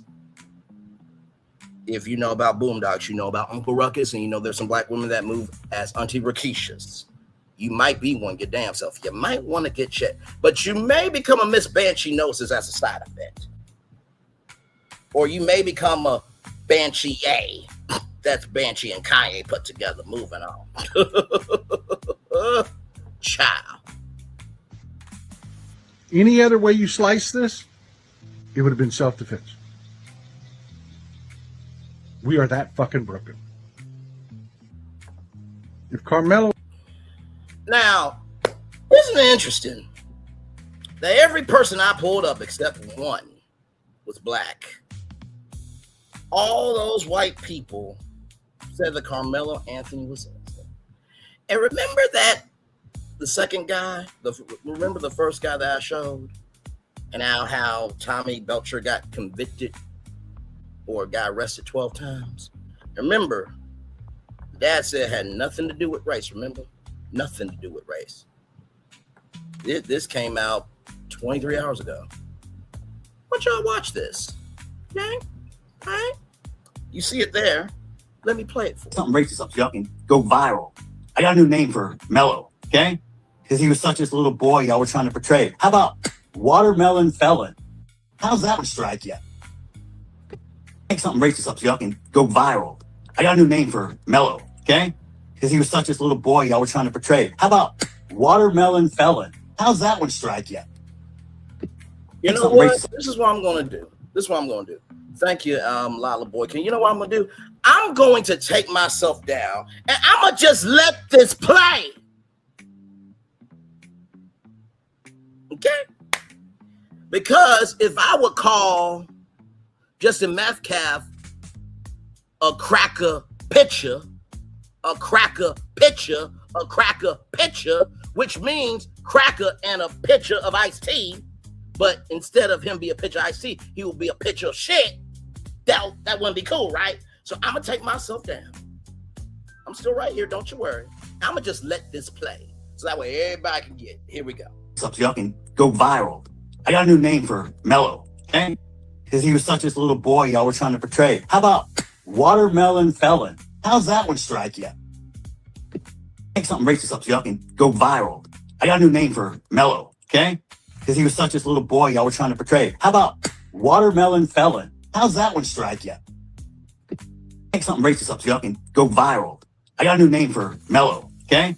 Because he was such this little boy y'all were trying to portray. How about watermelon felon? How's that one strike yet? Make something racist up so y'all can go viral. I got a new name for Mello, okay? Because he was such this little boy y'all were trying to portray. How about watermelon felon? How's that one strike yet? Now, how does that strike me? Let's go back to this article, because there's something in here that I just want to bring up here. Just wanted to bring up real quick, if you don't mind. It says here, despite the prosecution claiming in opening statements the case has nothing to do with race, and McCaff's father disavowing those who focused on race as a contributing factor. Well, sir, what the fuck is this? Make something racist up so y'all can go viral. I got a new name for Mello, okay? Because he was such this little boy y'all were trying to portray. How about watermelon felon? How's that one strike yet? The race had nothing to do Make with something it, racist right? up so y'all can go viral. Right. I got a new name for Mello, okay? Because he was such this little boy y'all were trying to See, portray. the reason why some of you content creators, I'm gonna just put it like this. Some of y'all content creators are of a Zeus energy. You do great on the ground coverage, but you don't have enough dog in you to go there. And don't say, oh, well, I'm a king, or I'm a queen, or I'm a this, or I'm a that. Let me ask you something. If your son got stabbed in the chest with a fucking knife, oh, you tired. Black fatigue makes you sleepy. Well, how about that? Go to sleep, motherfucker. Now, moving on. To all the on-the-ground people who call themselves kings and queens of this, that, and the third, if your son or daughter or granddaughter or grandson, niece, nephew, cousin, grandma, grandpa, auntie, uncle, oh, I'm going there, would you still be a king, queen, this, that, and the third, and being calm and cool and collected? And don't you say, well, I'm just trying not to add fire to the valley. Knowing good to fucking damn well that if it was on the other foot and you were going through some shit, you would burn everything down to defend yours. Am I fucking lying?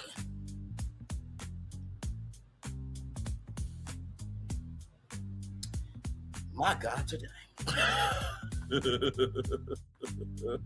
Let's keep going. Now, because the gag order is lifted. Tiffany Billions, Wackadoo, McAdoo, whatever her last name is. I'm not going to throw insults at you because I'm not going to lower myself to your level. You're not going to throw insults, right? Because you're not going to that level. Okay, how about watermelon felon? How's that one strike yet? Make something racist up so y'all can go viral. I got a new name for Mello, okay? Because he was such this little boy y'all were trying to portray. How about watermelon felon? How's that one strike yet? Make something racist up so y'all can go viral. I got a new name for Mello, okay? Because he was such this little boy y'all were trying to portray. How about watermelon felon? How's that one strike yet? But you just said that you weren't going to go down to that level in the next slide, right? Okay. But you're despicable. Drew Anthony, Kayla, you're cowards. You wouldn't even show up for your son's sentencing or victim statement impact. You abandoned your kid. Yeah, you abandoned your kid, but yet your kid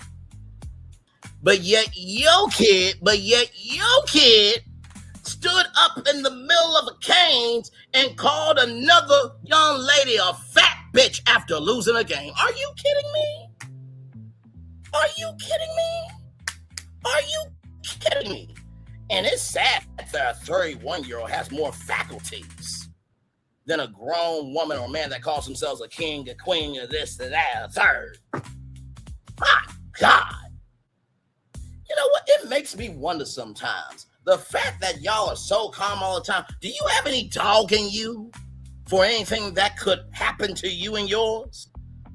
Because my God, I know we make fun of mud to the damn DEA, but at least thank God Tyler Perry made the damn character to show that there should be a mud to the damn DEA in every family.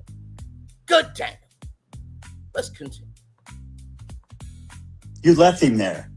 I guess he's no more used to you because you can't get any more GoFundMe money or GoSendGo money. You are grifters. You should be. Is give, sing, go, you dumb fuck, if you're going to say it correctly. Moving on. Be ashamed of yourself. You raised that child. And I swear to God, CPS for sure check on those other 3 that you still have. That you still have. That sounds like a threat to me. That sounds like a threat to me. That sounds like a threat to me. Moving on. You never once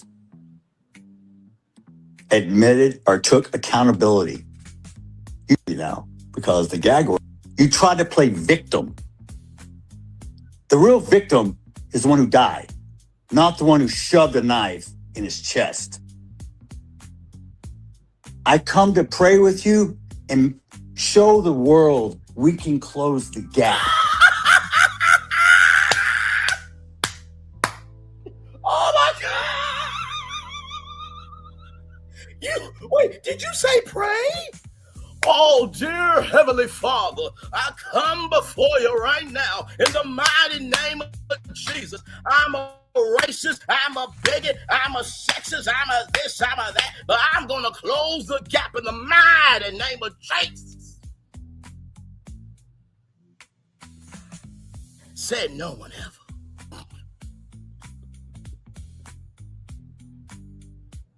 Let's continue on. I sincerely cannot. Let's continue. Of this unbelievable racial divide. And what'd you do? Unbelievable racial divide, but you just said that they left their child there. So you are contradicting yourself, sir. A racial divide? Let's go back to the first slide, motherfucker. Make something racist up so y'all can go viral. I got a new name for Mello, okay? Because he was such a little boy y'all were trying to portray. How about watermelon felon? How's that one strike you? So you want to talk about racial divide? You don't think that contributes to a racial divide? You don't think saying that they abandoned their son, which is a perpetual lie about how black parents aren't there for the black kids, you don't think that's not contributing to a racial divide? Oh, Florian, I've been handling business all night long.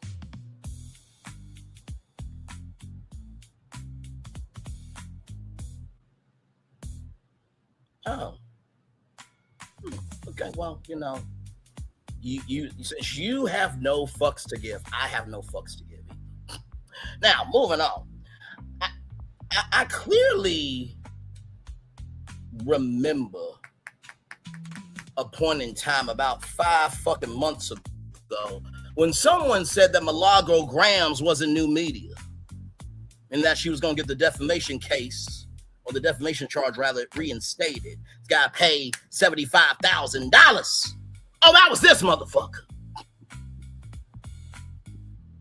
You got Beth being beautifully honest in the coochie of Tasha K. But God forbid somebody said Beth being beautifully honest and her child had herpes. Oh, she would be cool with it. God forbid somebody says her pride line, you know, fucked up their skin, was a lie. Beth will be cool with it. Oh, I got time today.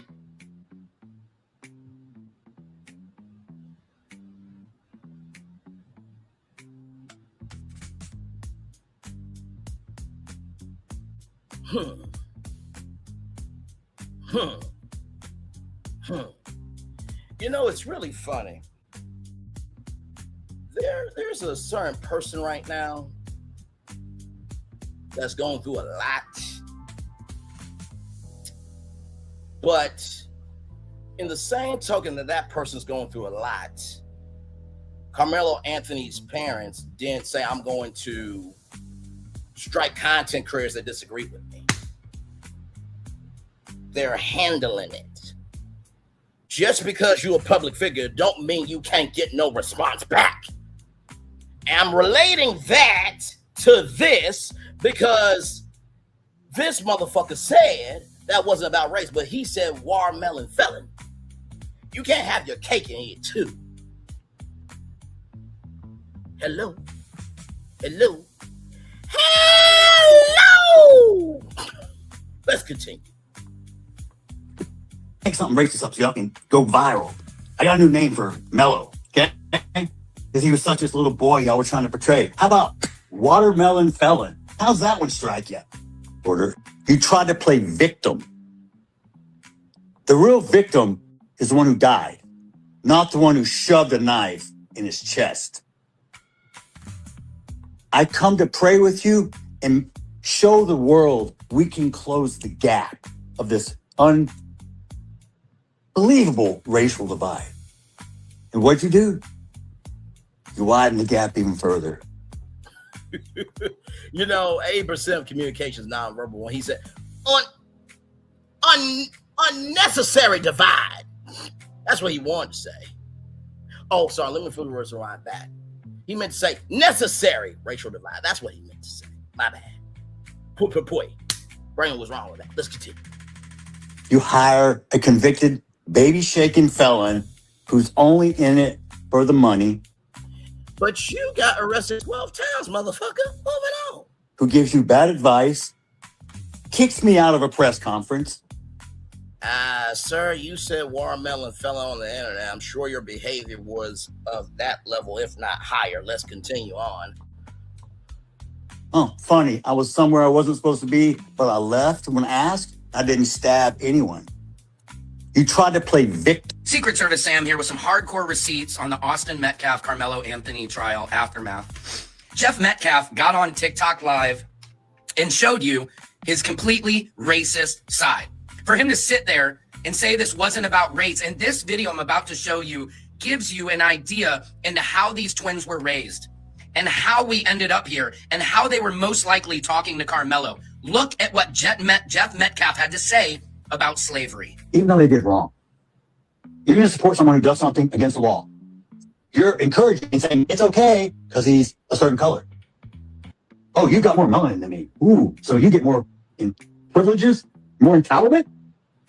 Because 400 years ago, someone actually sold you to us and we took you over here and put you to work. And then we had a civil war to free your ass. And now you want to talk shit? Oh, I've been so oppressed. You couldn't even vote 1960. Secret Service Sam here with some hard... Well, maybe we could vote because there was a polling tax.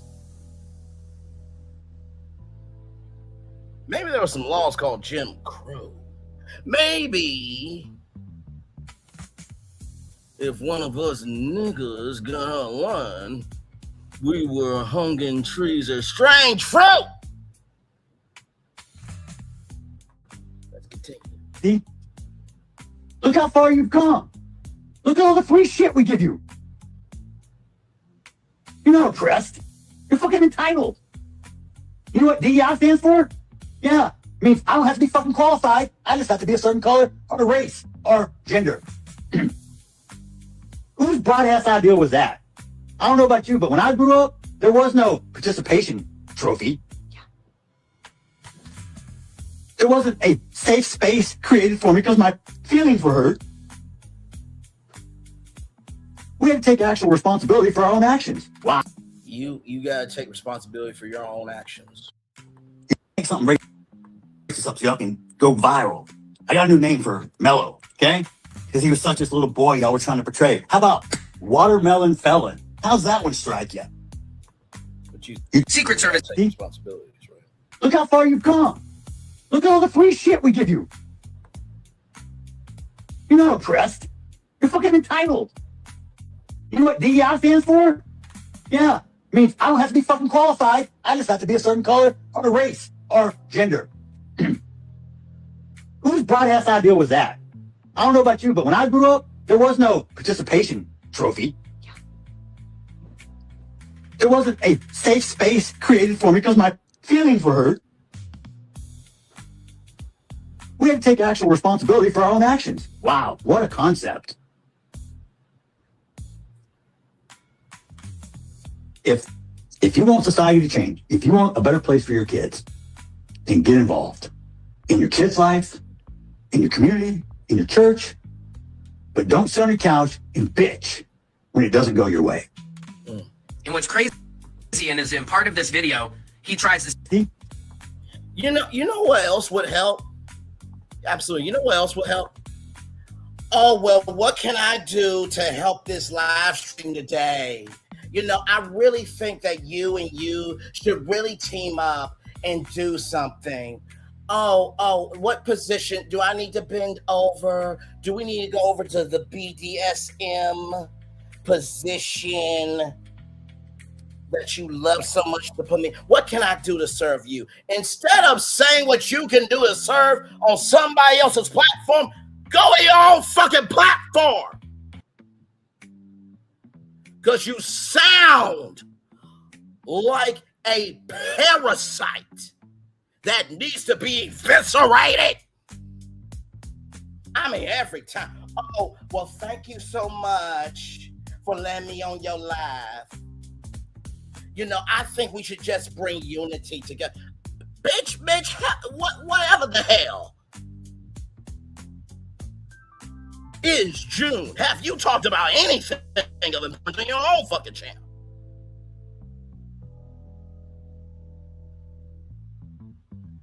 The words of Emily from The Devil Wears Prada 2, idiots never cease. And for the rest of y'all, y'all can keep moving at a glacial pace. You know how much that thrills me. Shout out to the Queen, Meryl Streep. What the fuck, man? I can't do this shit. And by the way, let me just say this too. Because I remember there was one point in time where this man was the only man on panel. And this man was more coherent, had more range, and had more depth than somebody who could just be this limited one day of the week on panel. Just saying. Let's continue on. To say black fathers are not involved in their life. It's like 78% of y'all aren't even involved, when that statistic has been debunked. Black fathers are more involved in their children's life than almost any other race. Next, he has a Mark Wayne Mellon moment, claiming to be Native American, and goes on another racist rant. Native American.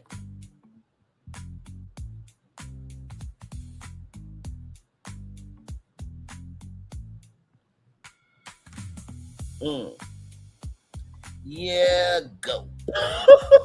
So, with that being said, Native American. Well, we just saw what he said about black people. So what makes you think he cares about Native Americans? And by the way, another thing. You know, I'm trying to figure out if I'm the problem. I don't know, because I keep giving everyone grace. You know, if you give grace, you don't have to say you give grace. You just execute it. That's like saying, I'm trying not to go there, but if you push me, you're going to know that you're going to know that we were in a fight. I'm trying not to go there because I'm in transition. If you in transition, just execute. Let's continue. Look at this. We are Native American. I have my Indian card, and so do the boys. So if you want to talk about stolen land, yeah, that starts here. We were here before y'all were. They took all our land and put us on a reservation. They just brought you guys over on a boat. Let me guess, your Indian name is running around with big racist mouth bull. The next question is, are you satisfied with the sentence that Karmelo Anthony received? Do you believe Austin has received justice?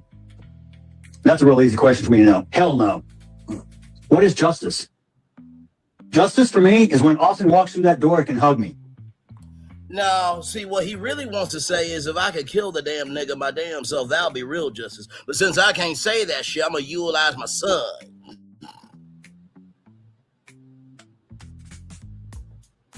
That's how long he should stay in jail. Until my son comes back through that door. To say black fathers are not. Do I think justice was served? No. There's all types of justice. Street justice, legal justice. Sounds like a threat that you would delete him once he got out of jail.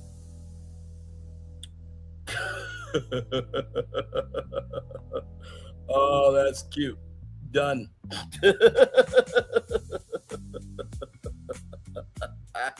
Oh my God. Oh my God. I mean, Floritan was disgraced by that comment I just deleted because it ain't true. It's not. It's not.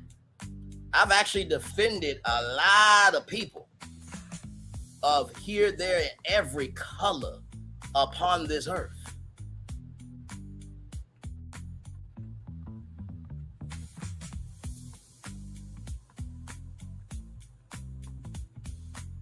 You know, sometimes people who really feel that way about themselves, they'll self-project onto other people. That's what Commander Luke did with me. Let's continue. Let me guess. Real street justice means strange fruiting someone like you good old boys used to do in the old days. Didn't I say that? Didn't I say that? Didn't I say that? Didn't I say that? Didn't I say that? Let's continue. And have picnics and make postcards. I'm sorry for anybody who was triggered by this video, but I thought it was important to debunk Jeff Metcalf saying he's not racist. And now you get an idea for how these twins most likely acted towards Karmelo Anthony, acting like they were superior to him. And I do believe he acted in self-defense, and we need to bring justice to Karmelo Anthony. Amen. This came from Lee Merritt, Esquire. The gag order lifted, the mask came off with it. This is the same man who stood in that courtroom and said it was never about race. The prosecution struck every qualified black juror from the panel. Gag order silenced public response for nearly a year, and the moment the muzzle came off, this is who he showed us who he was. Karmelo Anthony did not get a fair trial, and now the victim's father has confirmed in his own words what this community has known from the beginning. By the way, baller alert, shout out to them. The gag order is lifted, but Jeff's not Karmelo Anthony. My bad, brother. I'm so sorry to you. But Jeff Metcalf's words could fall Karmelo Anthony's appeal straight into court.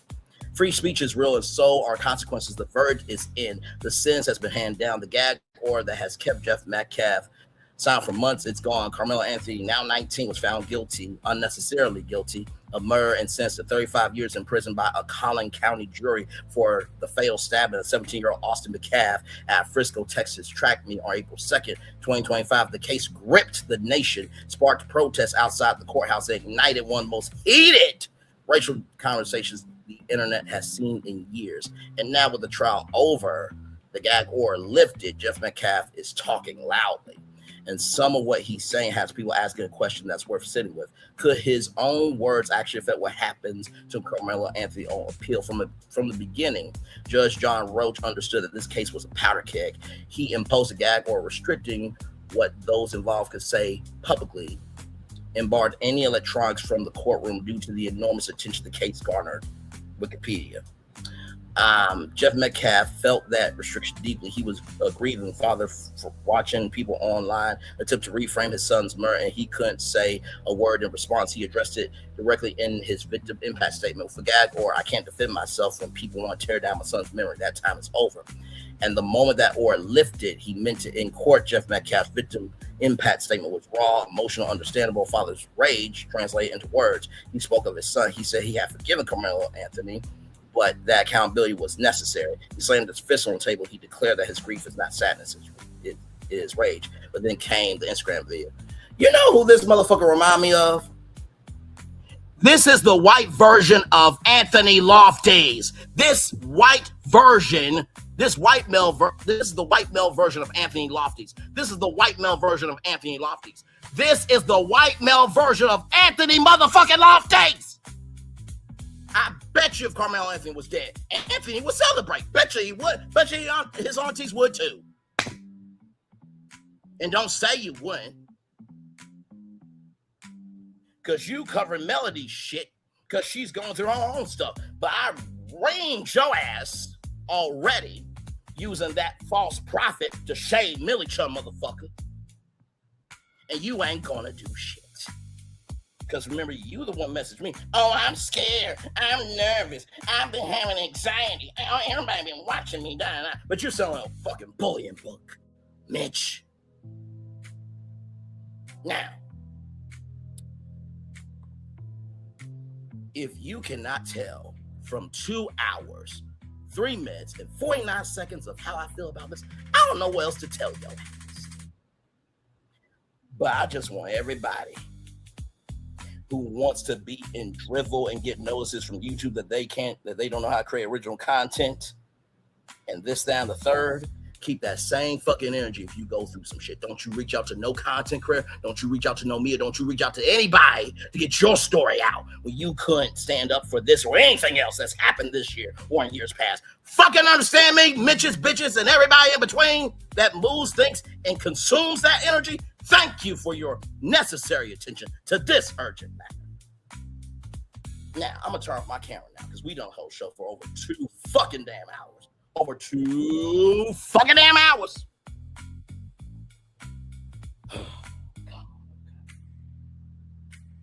I'm good. I'm good. I'm good. I'm good. I'm good. I'm good.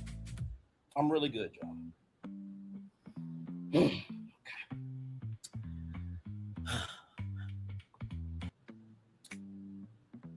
Thank you to Drama City for being here. Thank you to Layla Bakken for being here. Thank you to Renee LaFoya for being here. Thank you to Fullerton for being here.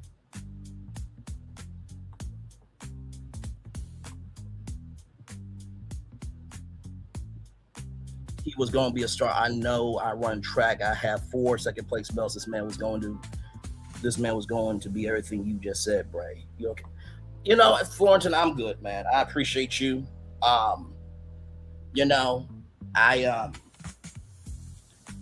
really get tired of people pretending that they are royalty when they really are a commoner in the family tree. I'm tired of people who ain't got shit to say when the truth comes out, but yet they threw people away when they know good to damn well the history of that person was nothing but good to them as an individual. And I am certainly tired of people that are more concerned about the news that can't help us than giving a fuck about the news that can hurt us. Let me come on camera and say that shit one more time. I am tired of people talking about news that can't help us, but won't give a fuck about talking about the news that can hurt us. I am so sick and motherfucking ass tired about people talking about news that can't help us, but won't talk about the news that can hurt us. I am so sick and motherfucking ass tired of people talking about news that can't help us, but won't talk about the news that can hurt us. That's what I'm fucking tired of. And Fullerton's good people. Okay, done with you. All right, thank you so much. You guys are really helping me out by deleting y'all existence. I really, y'all are doing great community service. I thank y'all so damn much. Thank you. Thank you. Back off camera.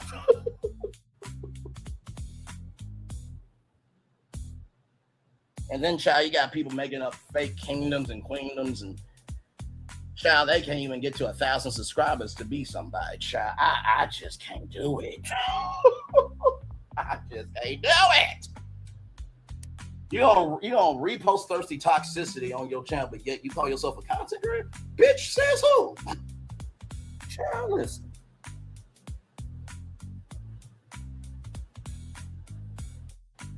Oh my.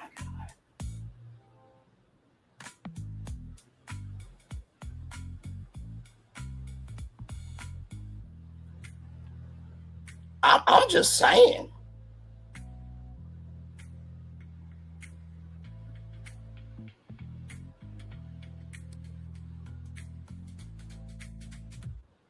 You know what?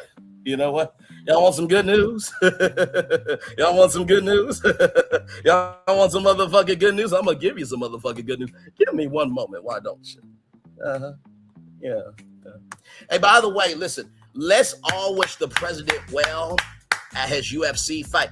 I think for America's 250th birthday, I think that the president should fight whoever's in UFC. Let him do it. He got it. He's the healthiest president of all time. Let him fight. Let him fight. Let him fight. Secret Service, now don't you get in that ring to protect him.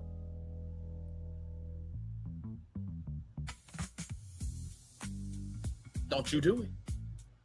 Melania, let your husband go in that ring.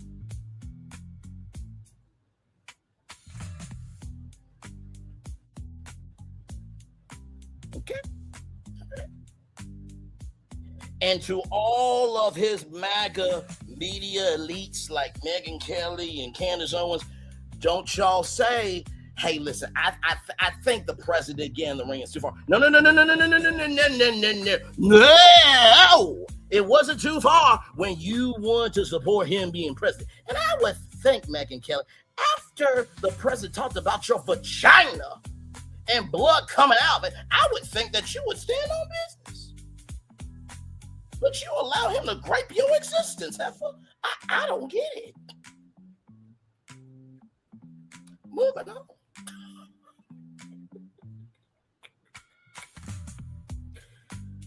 So, this news just came out. I think we should celebrate it. So, as you guys know, the name of the president has to come down tonight, but that's not the only thing. Right here.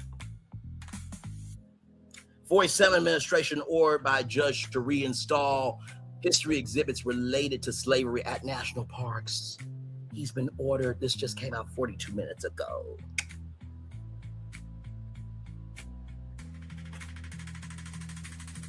Thank you, Layla. Much love to you. Brace Jones, a melting pot of culture, entertainment, and the theme park industry brands, etc., etc., etc. Thank you, Florentin. Love you, brother. You know that. And see,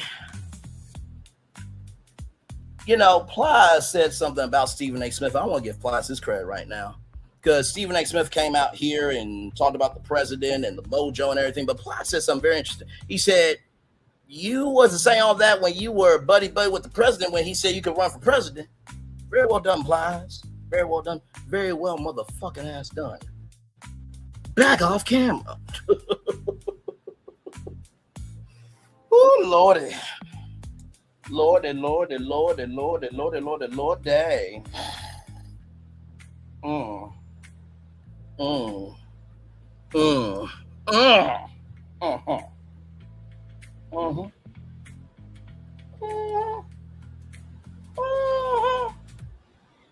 And by the way, y'all, let me come back on camera because I need to say this. Does anybody want to know why Stephen A. Smith?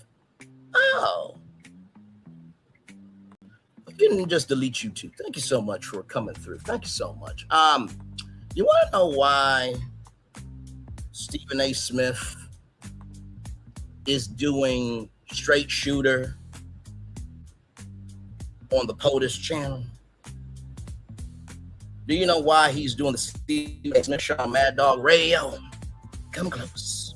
Come close. Come close. Come close. Come close. Come close. Come close. Come close.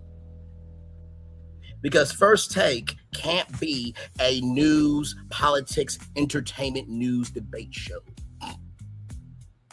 It's on ESPN. Even though ESPN stands for Entertainment Sports Programming Network.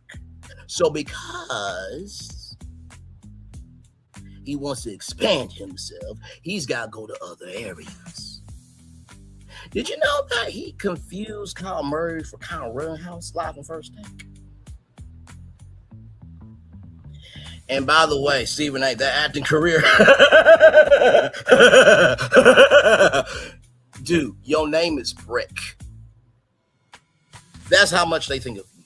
You are a brick to ABC. But you ain't no motherfucking foundation. That's sad. But you said don't be upset or don't piss off the natural selection. That's what you said. That's what you said. That's what you said. But you never hosted the ESPYs before. Never hosted the ESPYs red carpet. You go into Fox News and News Nation. You never asked ABC News to join their political coverage of it. The Olympics was over in Milan, darling, Milan. Shout out to Etna Mode and Gast. You couldn't take First Take over to Milan? I mean, you seem to know everybody in Black Hollywood, even though we walk the same streets, which is a motherfucking lie. You couldn't show no highlights because NBC got that locked up, but you could talk to celebrities of Milan. You could have done exclusive content for the ESPN app. So you don't know how to make your gift make room for you. That Up for Debate series you could have done for the Up for Debate podcast network. Where that at?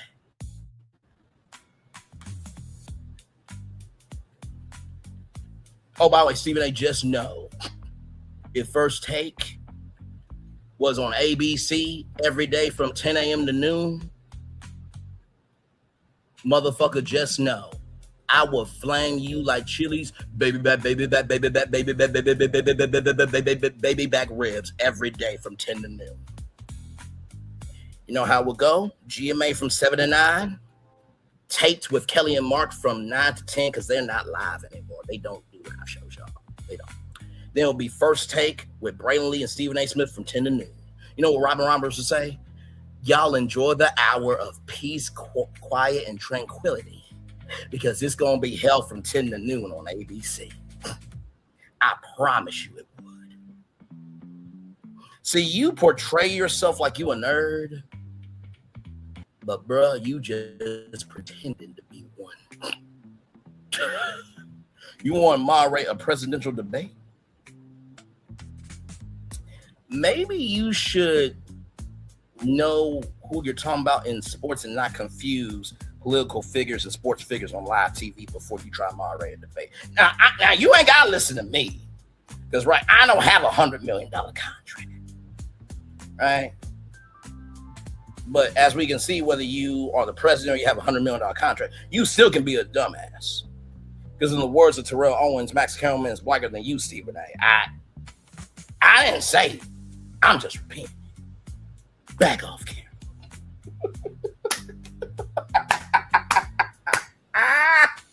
Oh, you know what? Hang on. You know what? I'm sorry. You know what? Hang on. You know what? I got something for you. You ready for this? You ready for this?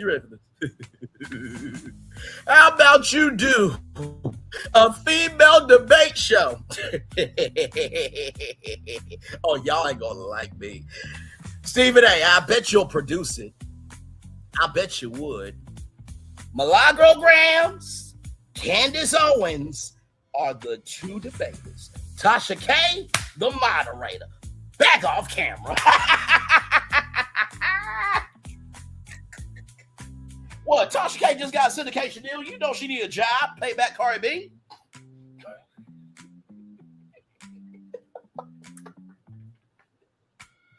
Y'all, we're going to take a commercial break. We'll be back right after this. We got more Brayley's virtual tour. Oh, you know what? Let me add one more thing. Now, I do have somebody who could be the correspondent for the show. Give me one moment.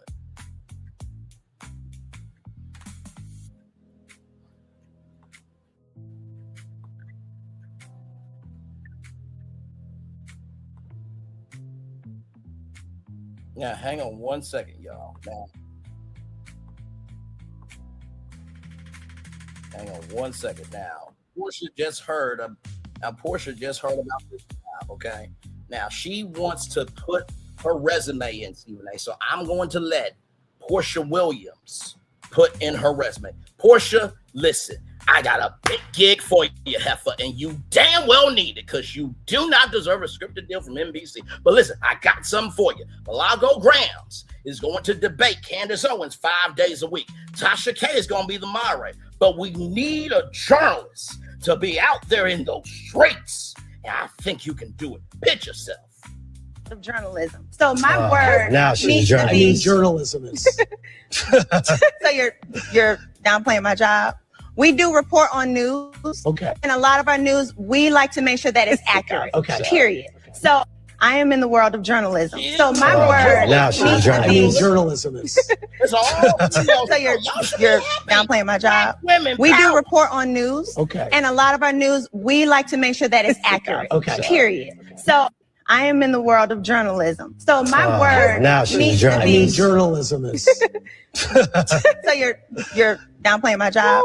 We do report on news. Okay. And a lot of our news, we like to make sure that it's accurate. Okay. Period. So I am in the world of journalism. So my word now she's needs a to journalist. I be. mean, journalism is. So you're downplaying my job. We do report on news. Okay. And a lot of our news, we like to make sure that it's accurate. Okay. Period. So I am in the world of journalism. So my word now she's a needs to journalist. I mean, be. journalism is.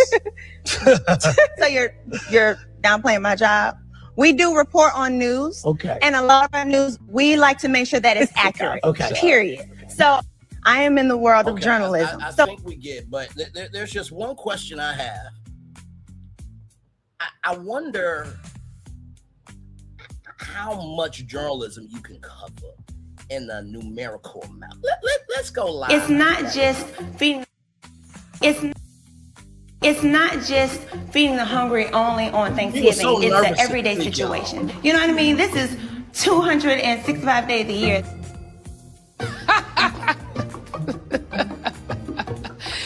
That is funny.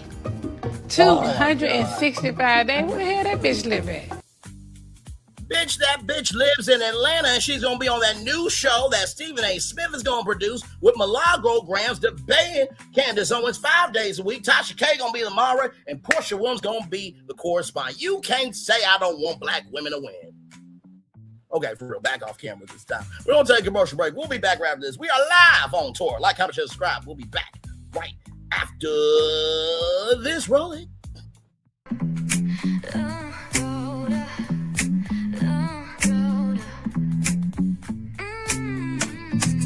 Lights go low, the city goes high. Stories untold under moonlit skies.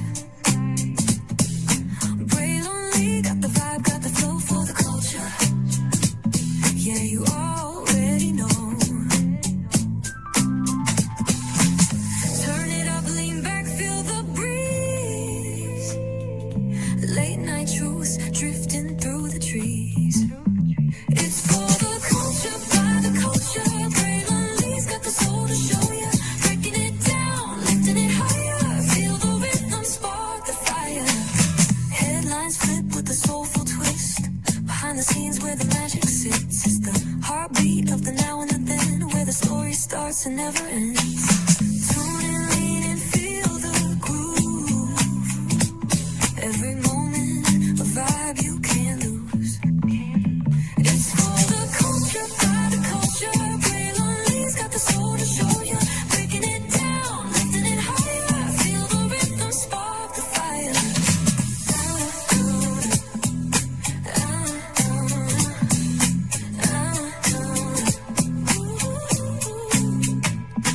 Hear the whispers in the city's hum. Echoes of stories where we're from. A beat, a step, a voice so clear. The pulse of us, it's all right here. We got soul, we got flavor. Every moment is a savior. Every experience is an overcomer. Turn it up, feel the glow, let the rhythm flow. Spotlight shining, we in the zone. This is the place where the culture's grown. Stories untold, now they're coming alive. Braylon Lee got the vibe tonight. One thing to know and two things for sure. Higher is waiting and lower is available. But either way, we gotta go on tour. It's Braylon Lee's virtual tour, where the culture makes its move. Feel the love, feel the truth. This is us, this is you.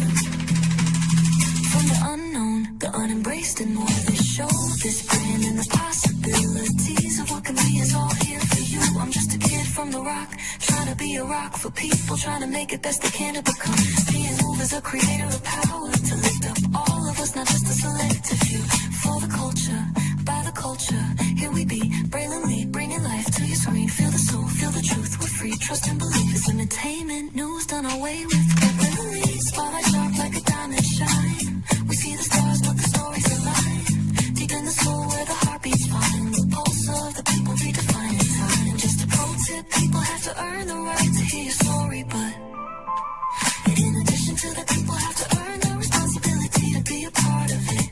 Just because we are not seen by everybody doesn't mean we are not been seen by who needs to see us. Noise equals attention and sound equals purpose. Anybody can be a creator, but it takes a somebody to be an artist.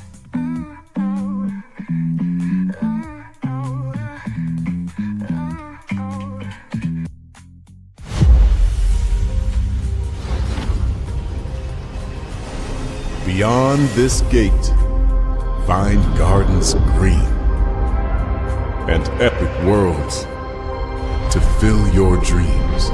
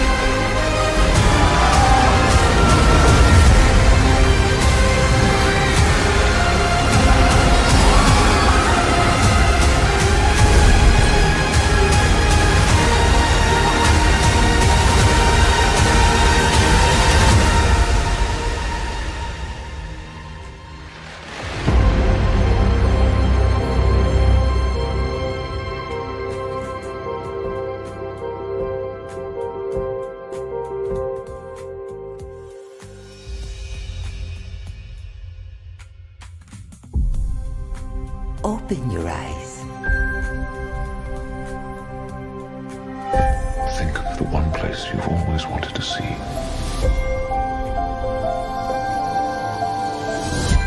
This is where our magic comes from? They say if you dream a thing more than once, Please, please, please. it's sure to come true. Everything you see exists together in the great circle of life. There are stories about what happened. It's true. All of it. In every job that must be done, there is an element of fun. I told you she was tricky. Life is full of possibilities. What do you want to be remembered for? The world is in our hands, and we gotta do something with it. I just want to say a word of thanks to all the artists, the workers, and all of you. The young and the young in heart. You helped make this dream come true.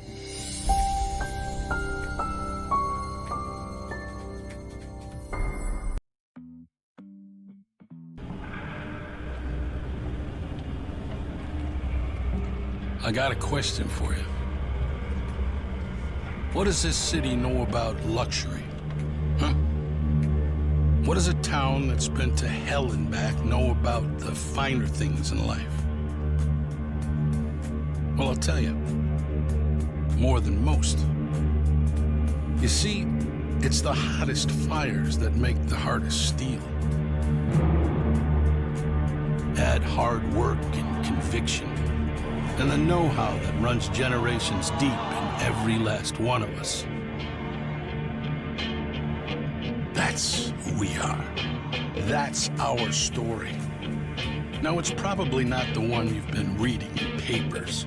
The one being written by folks who've never even been here and don't know what we're capable of.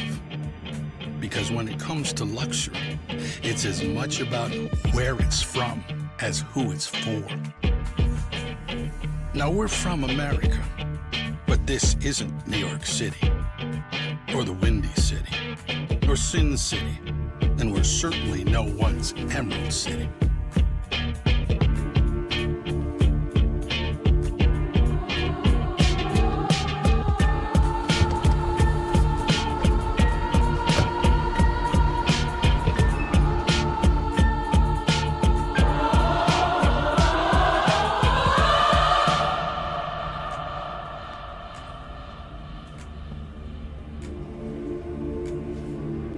This is the Motor City, and this is what we do.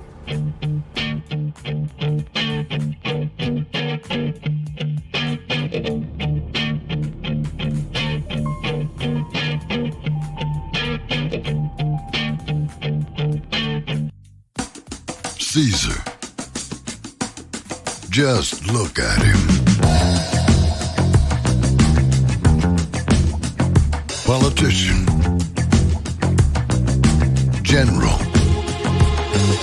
Author. Ruler. Man.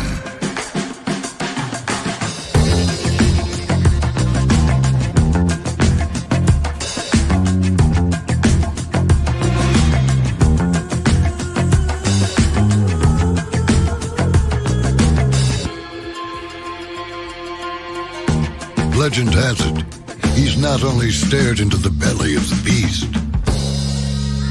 he's had it for dinner. Here he's free to relax, or party, or relax, or party, or relax, and party. His is a world of opulence,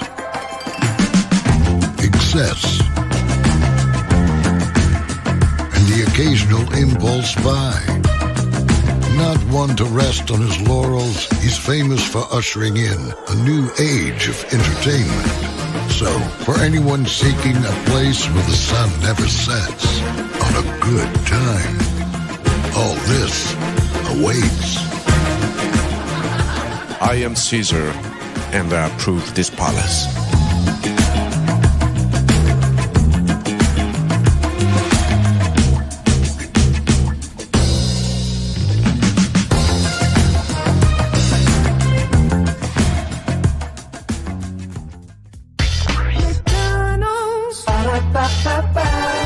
I'm loving it. McDonald's. I'm loving it. McDonald's. I'm loving it. I love you right back so much. I had to tell you thrice. Welcome back in to Brayley's Virtual Tour Live. We are live on tour. I'm your virtual tour guide of the culture, for the culture, by the culture, Brayley. Glad to have you here. You know, every time I play that Caesar's commercial, and he talks about ushering in a new age of entertainment. He can party or relax. He lives in opulence and can do the impulse buy, but still handle business. I'm like, and Caesar, and then at the end of it, you say you approve this palace. Child, listen, it's got a whole new definition. Welcome in, glad to have all you here. It's all in good fun, y'all. Listen.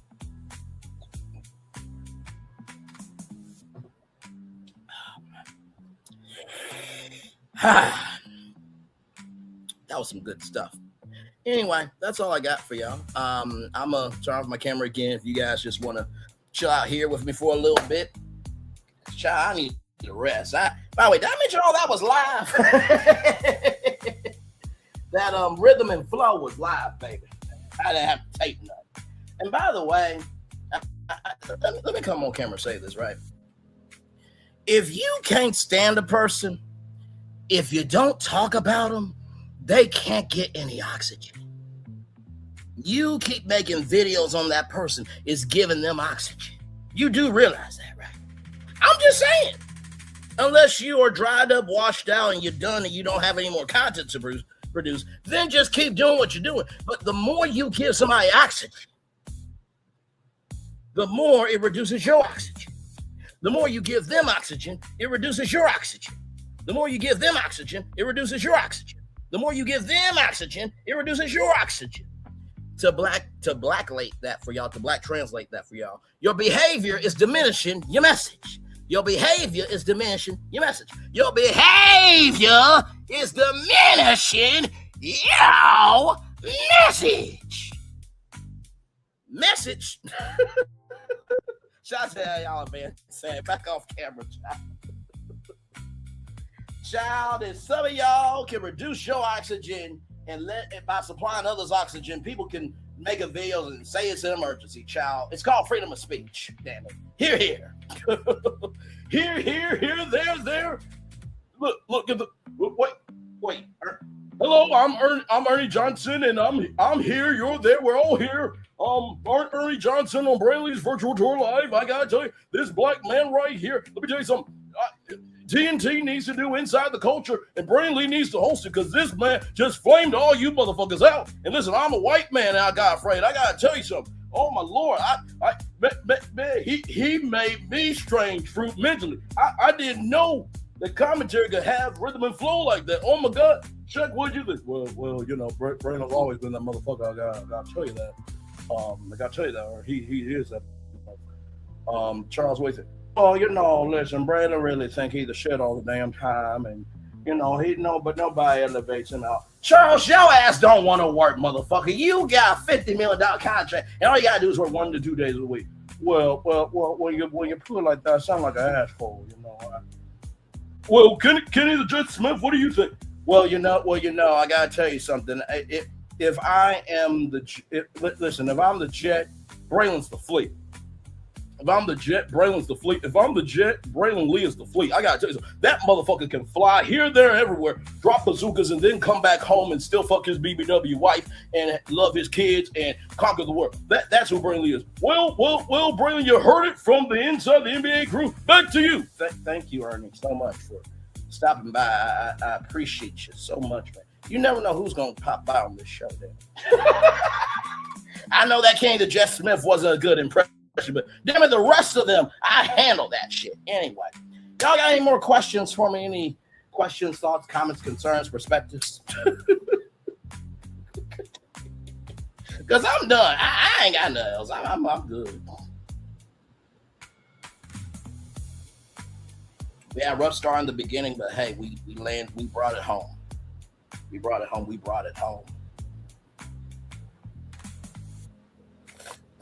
That was damn good, sir. Thank you, sir. Thank you, sir.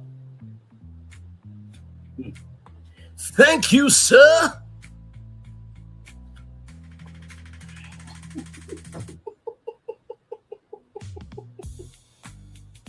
Oh, and by the way, if what I'm saying ain't true, don't respond to me at all. Because none of y'all are Mariah Huck that can go to Bravo Network and make yourself known to become a somebody. So don't come off your chair to throw tomatoes at me. But if you do, it must be true about your bitch ass or your mitch ass to some damn degree, a fifth, quarter, or half of it, okay? We all got the freedom of speech. Say what we want. And everything I said tonight was off of actual, factual information. Okay? All right? Just saying. And before you try to come at me, I want you to take a look at your channel, look at mine. And if you can match content with me, then you can respond. But if you can't, shut the fuck up. Know your role, stay in your place, and drive slow. Or to use a quote from Maurice Scott, lay their role over and take it. Okay? All right. Last thing. Y'all got to recognize just because somebody doesn't respond to everything doesn't mean they don't see everything. I always say that, right? But bigger than that, just because they don't show this energy all the time don't mean that they don't have it. Because you can't go to the higher that's waiting for you, being y'all at the lower that's available. Back off, Cam.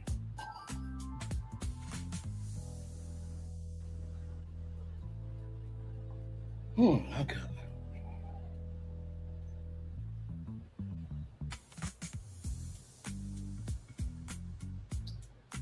Oh my Lord. Okay, we're just gonna chill out here for a little bit, y'all. I'll probably end it at what time? Y'all think 2:45 would be good to end the show?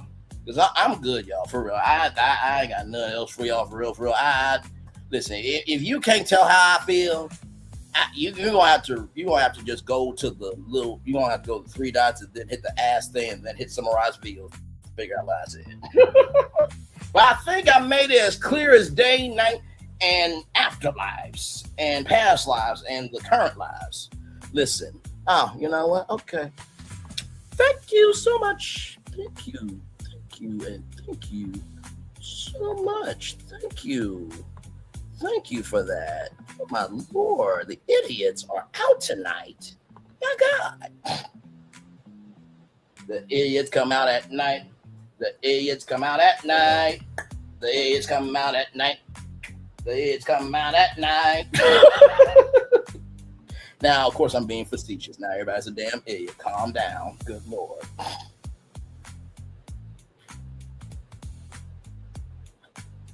It's called wordplay.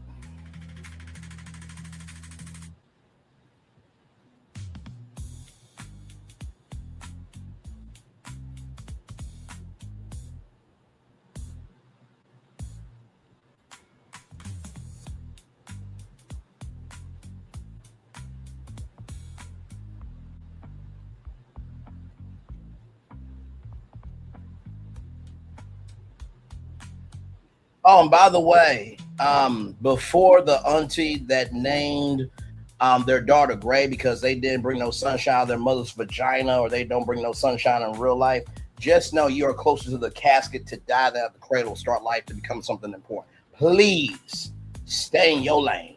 Take your medicine and go the fuck to sleep, okay? Sincerely, for your own mental health.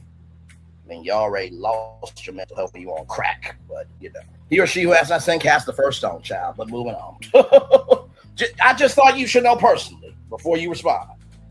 Because I know it takes you a minute to have any comprehension of brain cells to form brain to say anything articulate. Yet you call me Happy Feet, but yet you don't know that's an Oscar-winning movie every time you call me that. But moving on. Oh my God. Oh, Lord, there's not even an auntie that can provide enough perfume to give that place a good smell. Good Lord Jesus. Huh. I guess cops can be stupid too, huh? On panels in real life. Huh. Moving on. Anyway. Oh, man. Well, y'all ain't saying nothing, so I guess we'll end at 2 hours and 45 minutes. Oh,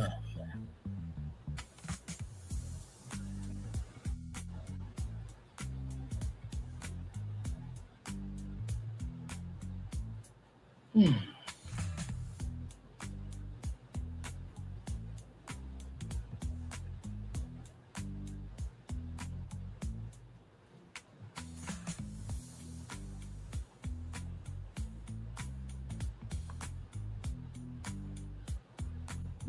Oh, excuse me.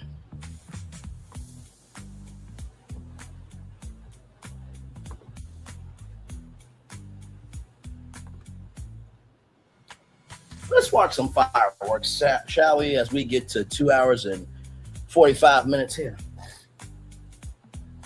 Yes, indeed. Isn't it amazing after you can handle business, you can still celebrate the joy that you in your right mind, that you ain't just gotta give somebody else oxygen and reduces your own oxygen? Isn't it nice to be free and not be beholden to anything, just to exist? My Lord, that's such a free feeling. Oh, man. You know what? Instead of ending at 2:45, I'm gonna let it go until that big fireworks go off, and then we'll go off. Okay. If you guys are looking for a daily mover, already did during the 6 o'clock show, but I'll do a special one for y'all.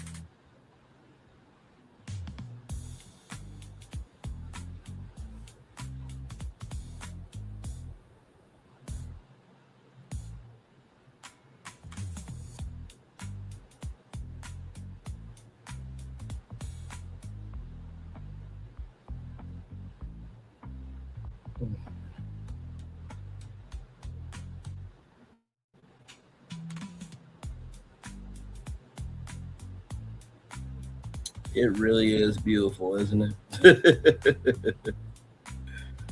Oh, man. And there it is. There is the big fireworks. All right, y'all.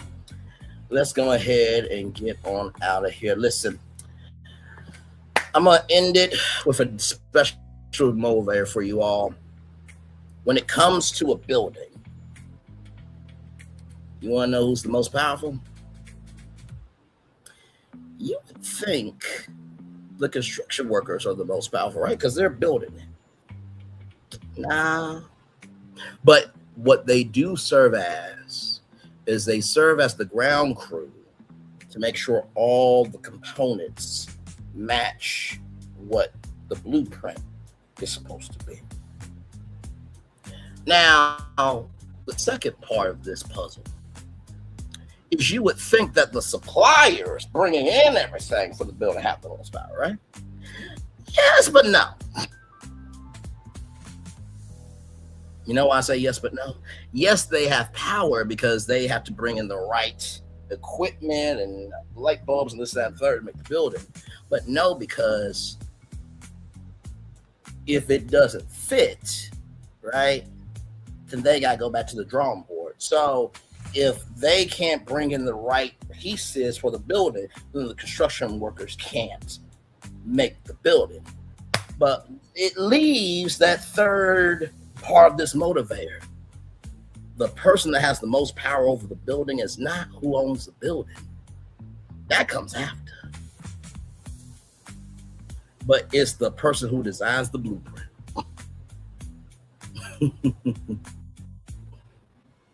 the person who designs the blueprint, they work out the dimensions. So whatever you want to do, it's got to fit in that. So if you want to be anything in life, nothing wrong with being a construction worker. No wrong with being the supplier. Nothing wrong with being the owner afterward. But if you know how to make the blueprint, you own the game plan for every building you build. And if you own the plans, that really makes you the owner, huh? With that being said, everybody, it's time for the best outro on YouTube. Know what you do and do what you know. Never say one point special, because you are always born of blessing and trust. You may not be where you want to be, but by the end of it, you'll be where you need to be. Do what you've been chosen to do. Why is one thing to call yourself is another to be chosen. One love, much love, all love. I have spent time with you. You have spent time with me. And hopefully, by spending time together, we'll also be great together. Always remember where you're doing radio, television, YouTube, live your best life, or you're just recognizing that just because somebody doesn't come in the middle of it all doesn't mean they ain't got nothing to say. Make sure the replay is not just for you watch it, not just for you listen to it, but if you want spirits again, I love you, I value you, I embrace you all. Always remember, see love, you gotta give it, see love, you gotta give it, see love, you gotta give it. Wherever obstacles you overcome, where successes you have achieved upon this particular day, I'm extremely proud of you. But no one else is probably be proud of your damn self. Finally, y'all, y'all know the number one thing that can constantly rise and constantly fall? It's grass. Think about that. Grass can rise and fall. Grass can get crazy. Grass can be trimmed. So if grass can have a purpose, then why can't we have a purpose to rise, to fall, to let go of things? Why can't we be out of control for what's right? And why can't we trim what's wrong?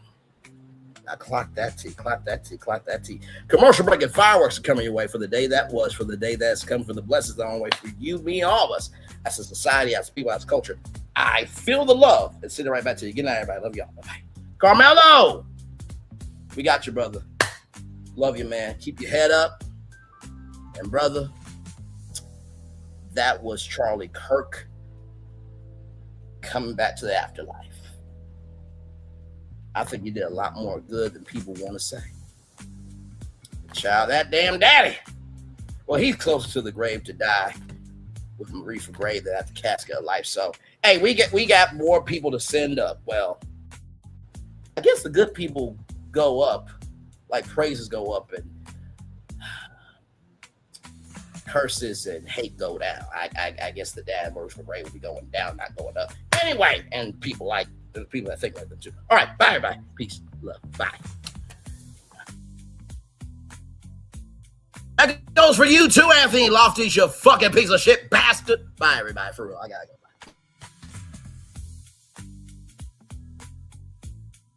I thought I should tell you they've been talking about you. Yeah, they've been talking about you. They've been talking about the fact that they've done everything they could to stop you and everything they could to block you, but you still win. They've been talking about the fact that they have undermined your success and they have tried to sabotage your seasons, but you keep winning. They've been talking about the fact that even though they don't like each other, they get together to try to kill you, but you keep winning. They've been talking about the fact that you were voted least likely to succeed, but like cream, you keep rising to the top. They've been talking about how they tried to burn your world down, but like the phoenix, you rose from the ashes. They've been talking about you. And you know what they say? Oh, she's just lucky. He's just lucky. But no, you ain't lucky. You're anointed. You got something on you. You got favor on you. You got power on you. You were born to win. Now they can call it luck, but it's grace. They can call it luck, but it's favor. But whatever they call it, it doesn't matter, because you know what God calls you? Do you know what God calls you? A winner.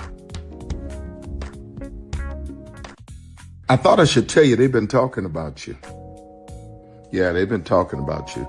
They've been talking about the fact that they've done everything they could to stop you and everything they could to block you, but you still win.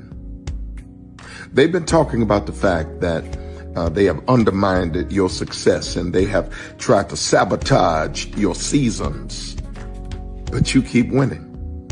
They've been talking about the fact that even though they don't like each other, they get together to try to kill you, but you keep winning. They've been talking about the fact that you were voted least likely to succeed, but like cream, you keep rising to the top. They've been talking about how they tried to burn your world down, but like the phoenix, you rose from the ashes. They've been talking about you, and you know what they say? Oh, she's just lucky. He's just lucky. But no, you ain't lucky. You're anointed. You got something on you. You got favor on you. You got power on you. You were born to win. Now they can call it luck, but it's grace. They can call it luck, but it's favor. But whatever they call it, it doesn't matter, because you know what God calls you? Do you know what God calls you? A winner. I thought I should tell you they've been talking about you. Yeah, they've been talking about you. They've been talking about the fact that they've done everything they could to stop you and everything they could to block you, but you still win. They've been talking about the fact that they have undermined your success and they have tried to sabotage your seasons, but you keep winning. They've been talking about the fact that even though they don't like each other, they get together to try to kill you, but you keep winning. They've been talking about the fact that you were voted least likely to succeed, but like cream, you keep rising to the top. They've been talking about how they tried to burn your world down, but like the phoenix, you rose from the ashes. They've been talking about you, and you know what they say? Oh, she's just lucky. He's just lucky. But no, you ain't lucky. You're anointed. You got something on you. You got favor on you. You got power on you. You were born to win. Now they can call it luck, but it's grace. They can call it luck, but it's favor. But whatever they call it, it doesn't matter, because you know what God calls you? Do you know what God calls you? A winner. I thought I should tell you they've been talking about you. Yeah, they've been talking about you. They've been talking about the fact that they've done everything they could to stop you and everything they could to block you, but you still win. They've been talking about the fact that they have undermined your success and they have tried to sabotage your seasons, but you keep winning. They've been talking about the fact that even though they don't like each other, they get together to try to kill you, but you keep winning. They've been talking about the fact that you were voted least likely to succeed, but like cream, you keep rising to the top. They've been talking about how they tried to burn your world down, but like the phoenix, you rose from the ashes. They've been talking about you, and you know what they say? Oh, she's just lucky. He's just lucky. But no, you ain't lucky. You're anointed. You got something on you. You got favor on you. You got power on you. You were born to win. Now they can call it luck, but it's grace. They can call it luck, but it's favor. But whatever they call it, it doesn't matter, because you know what God calls you? Do you know what God calls you? A winner. I thought I should tell you they've been talking about you. Yeah, they've been talking about you. They've been talking about the fact that they've done everything they could to stop you and everything they could to block you, but you still win. They've been talking about the fact that they have undermined your success and they have tried to sabotage your seasons, but you keep winning. They've been talking about the fact that even though they don't like each other, they get together to try to kill you, but you keep winning. They've been talking about the fact that you were voted least likely to succeed, but like cream, you keep rising to the top. They've been talking about how they tried to burn your world down, but like the phoenix, you rose from the ashes. They've been talking about you, and you know what they say? Oh, she's just lucky. He's just lucky. But no, you ain't lucky. You're anointed. You got something on you. You got favor on you. You got power on you. You were born to win. Now, they can call it luck, but it's grace. They can call it luck, but it's favor. But whatever they call it, it doesn't matter, because you know what God calls you? Do you know what God calls you? A winner. I thought I should tell you, they've been talking about you. Yeah, they've been talking about you. They've been talking about the fact that they've done everything they could to stop you and everything they could to block you, but you still win. They've been talking about the fact that they have undermined your success and they have tried to sabotage your seasons, but you keep winning. They've been talking about the fact that even though they don't like each other, they get together to try to kill you, but you keep winning. They've been talking about the fact that you were voted least likely to succeed, but like cream, you keep rising to the top. They've been talking about how they tried to burn your world down, but like the phoenix, you rose from the ashes. They've been talking about you, and you know what they say? Oh, she's just lucky. He's just lucky.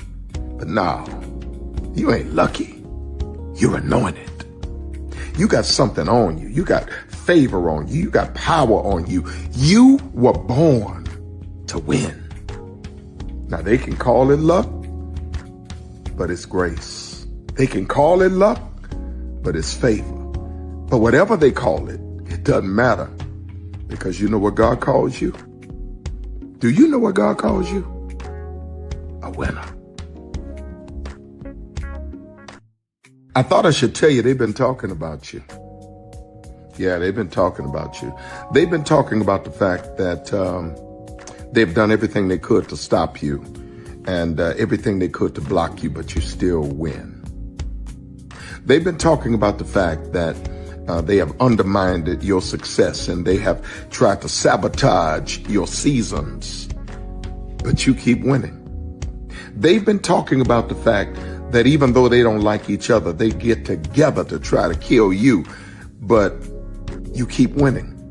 They've been talking about the fact that you were voted least likely to succeed, but like cream, you keep rising to the top.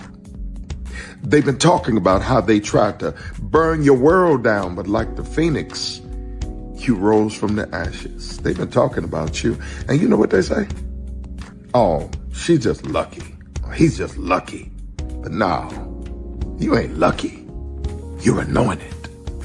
You got something on you. You got favor on you. You got power on you. You were born to win. Now, they can call it luck, but it's grace. They can call it luck, but it's favor. But whatever they call it, it doesn't matter, because you know what God calls you? Do you know what God calls you? A winner.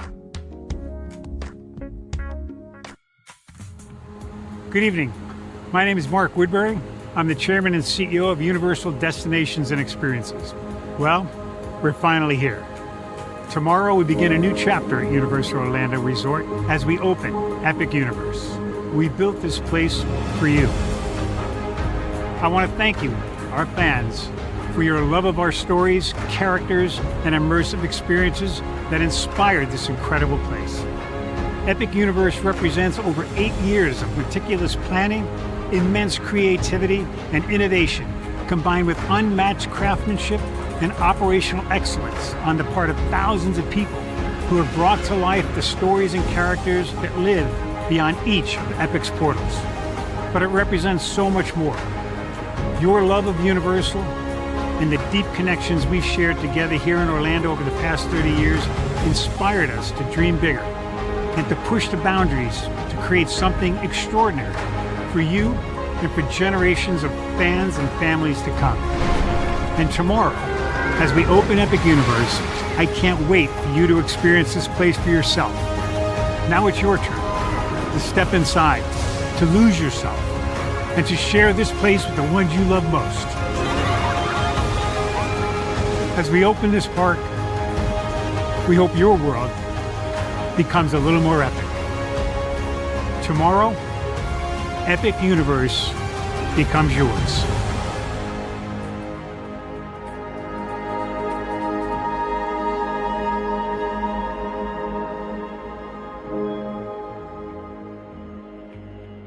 Are video games getting too expensive? This episode, we want to find some common ground because the CEOs want to raise the price even more. Not with these broken-ass games. $5 million. That's how much San Andreas costs to make. Is it their fault for selling or our fault for buying? Corporations claim all this stuff. Devs say otherwise. Sports gamers, cozy gamers, whatever you call the people who play Power Wash Simulator. I think it stings a little bit more because I'm spending my actual money and my mom is not. Imagine they get rid of all movie theaters and then charge you the same price to watch the same movie at home. That's like every streaming service. It doesn't have to be the longest of games, but am I having fun with it? This is Lex. I'm Ronell. Let's get right into it.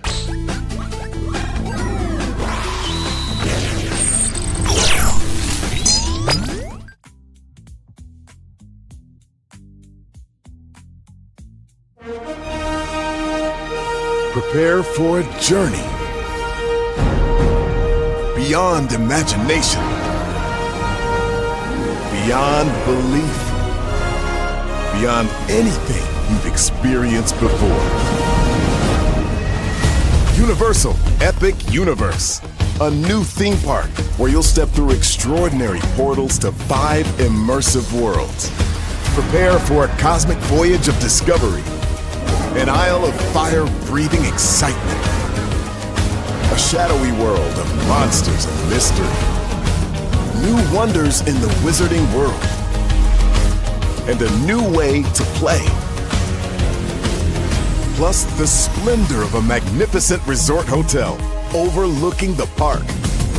It's all new excitement at Universal Orlando Resort. A week's worth of vacation thrills with 4 amazing theme parks, a variety of spectacular themed hotels, and incredible dining and entertainment. It's all at Universal Orlando Resort, where you'll find new adventures every day. Explore the astonishing worlds of Universal Epic Universe at Universal Orlando Resort. Because here's the thing, a good streamer can find other content. Because here's the thing, a good streamer can find other content. Because here's the thing, a good streamer can find other content. Because here's the thing, a good streamer can find other content. Because here's the thing, a good streamer can find other content. I've been moving on my own accord, covering Black culture. There is more to life. I heard that, friend. Braylon, shout out to Braylon. Make sure y'all go follow Braylon in case y'all haven't. I love your content. I have been moving on my own accord, covering Black culture. There is more to life. I heard that, friend. Braylon, shout out to Braylon. Make sure y'all go follow Braylon in case y'all haven't. I love your content. I have been moving on my own accord, covering Black culture. There is more to life. I heard that, friend. Braylon, shout out to Braylon. Make sure y'all go follow Braylon in case y'all haven't. I love your content. I have been moving on my own accord, covering Black culture. There is more to life. I heard that, friend. Braylon, shout out to Braylon. Make sure y'all go follow Braylon in case y'all haven't. I love your content.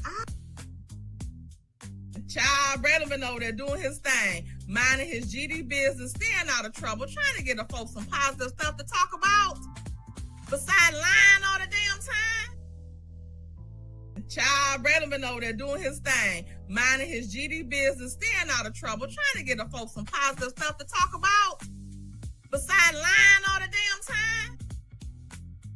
Child, Child, Braylon been over there doing his thing, minding his GD business, staying out of trouble, trying to get the folks some positive stuff to talk about. Besides lying all the damn time. Child, Braylon been over there doing his thing, minding his GD business, staying out of trouble, trying to get the folks some positive stuff to talk about. Besides lying all the damn time. Child, Braylon been over there doing his thing, minding his GD business, staying out of trouble, trying to get the folks some positive stuff to talk about. Besides lying all the damn time.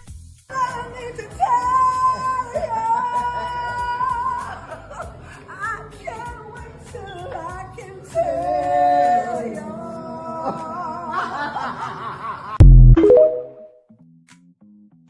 Good morning, TikTok. Can I have your attention, please? Girl, are you ticking? Are you talking? Because knowledge is knocking. Then I want to talk to you real quick about ignoring a bitch. Oh, there's power in turning the other cheek. Now, I'm going to tell you something. One thing about people that like to throw shade, you don't fight shade with shade. The only thing that overrides and destroys the shade is the sunlight. See, your light got to be so bright that you keep that bitch where they belong. In the shadows, the dark. The bitch is invisible, and we don't see you, girl. See, you don't go back and forth with a person that's hating on you, because when you do that, you become just like them. A weak bitch.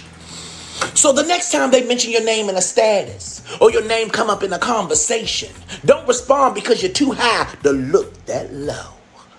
We can't go back and forth with people that we can't reach and that's not on our level. We not sitting at the same table eating the same meals.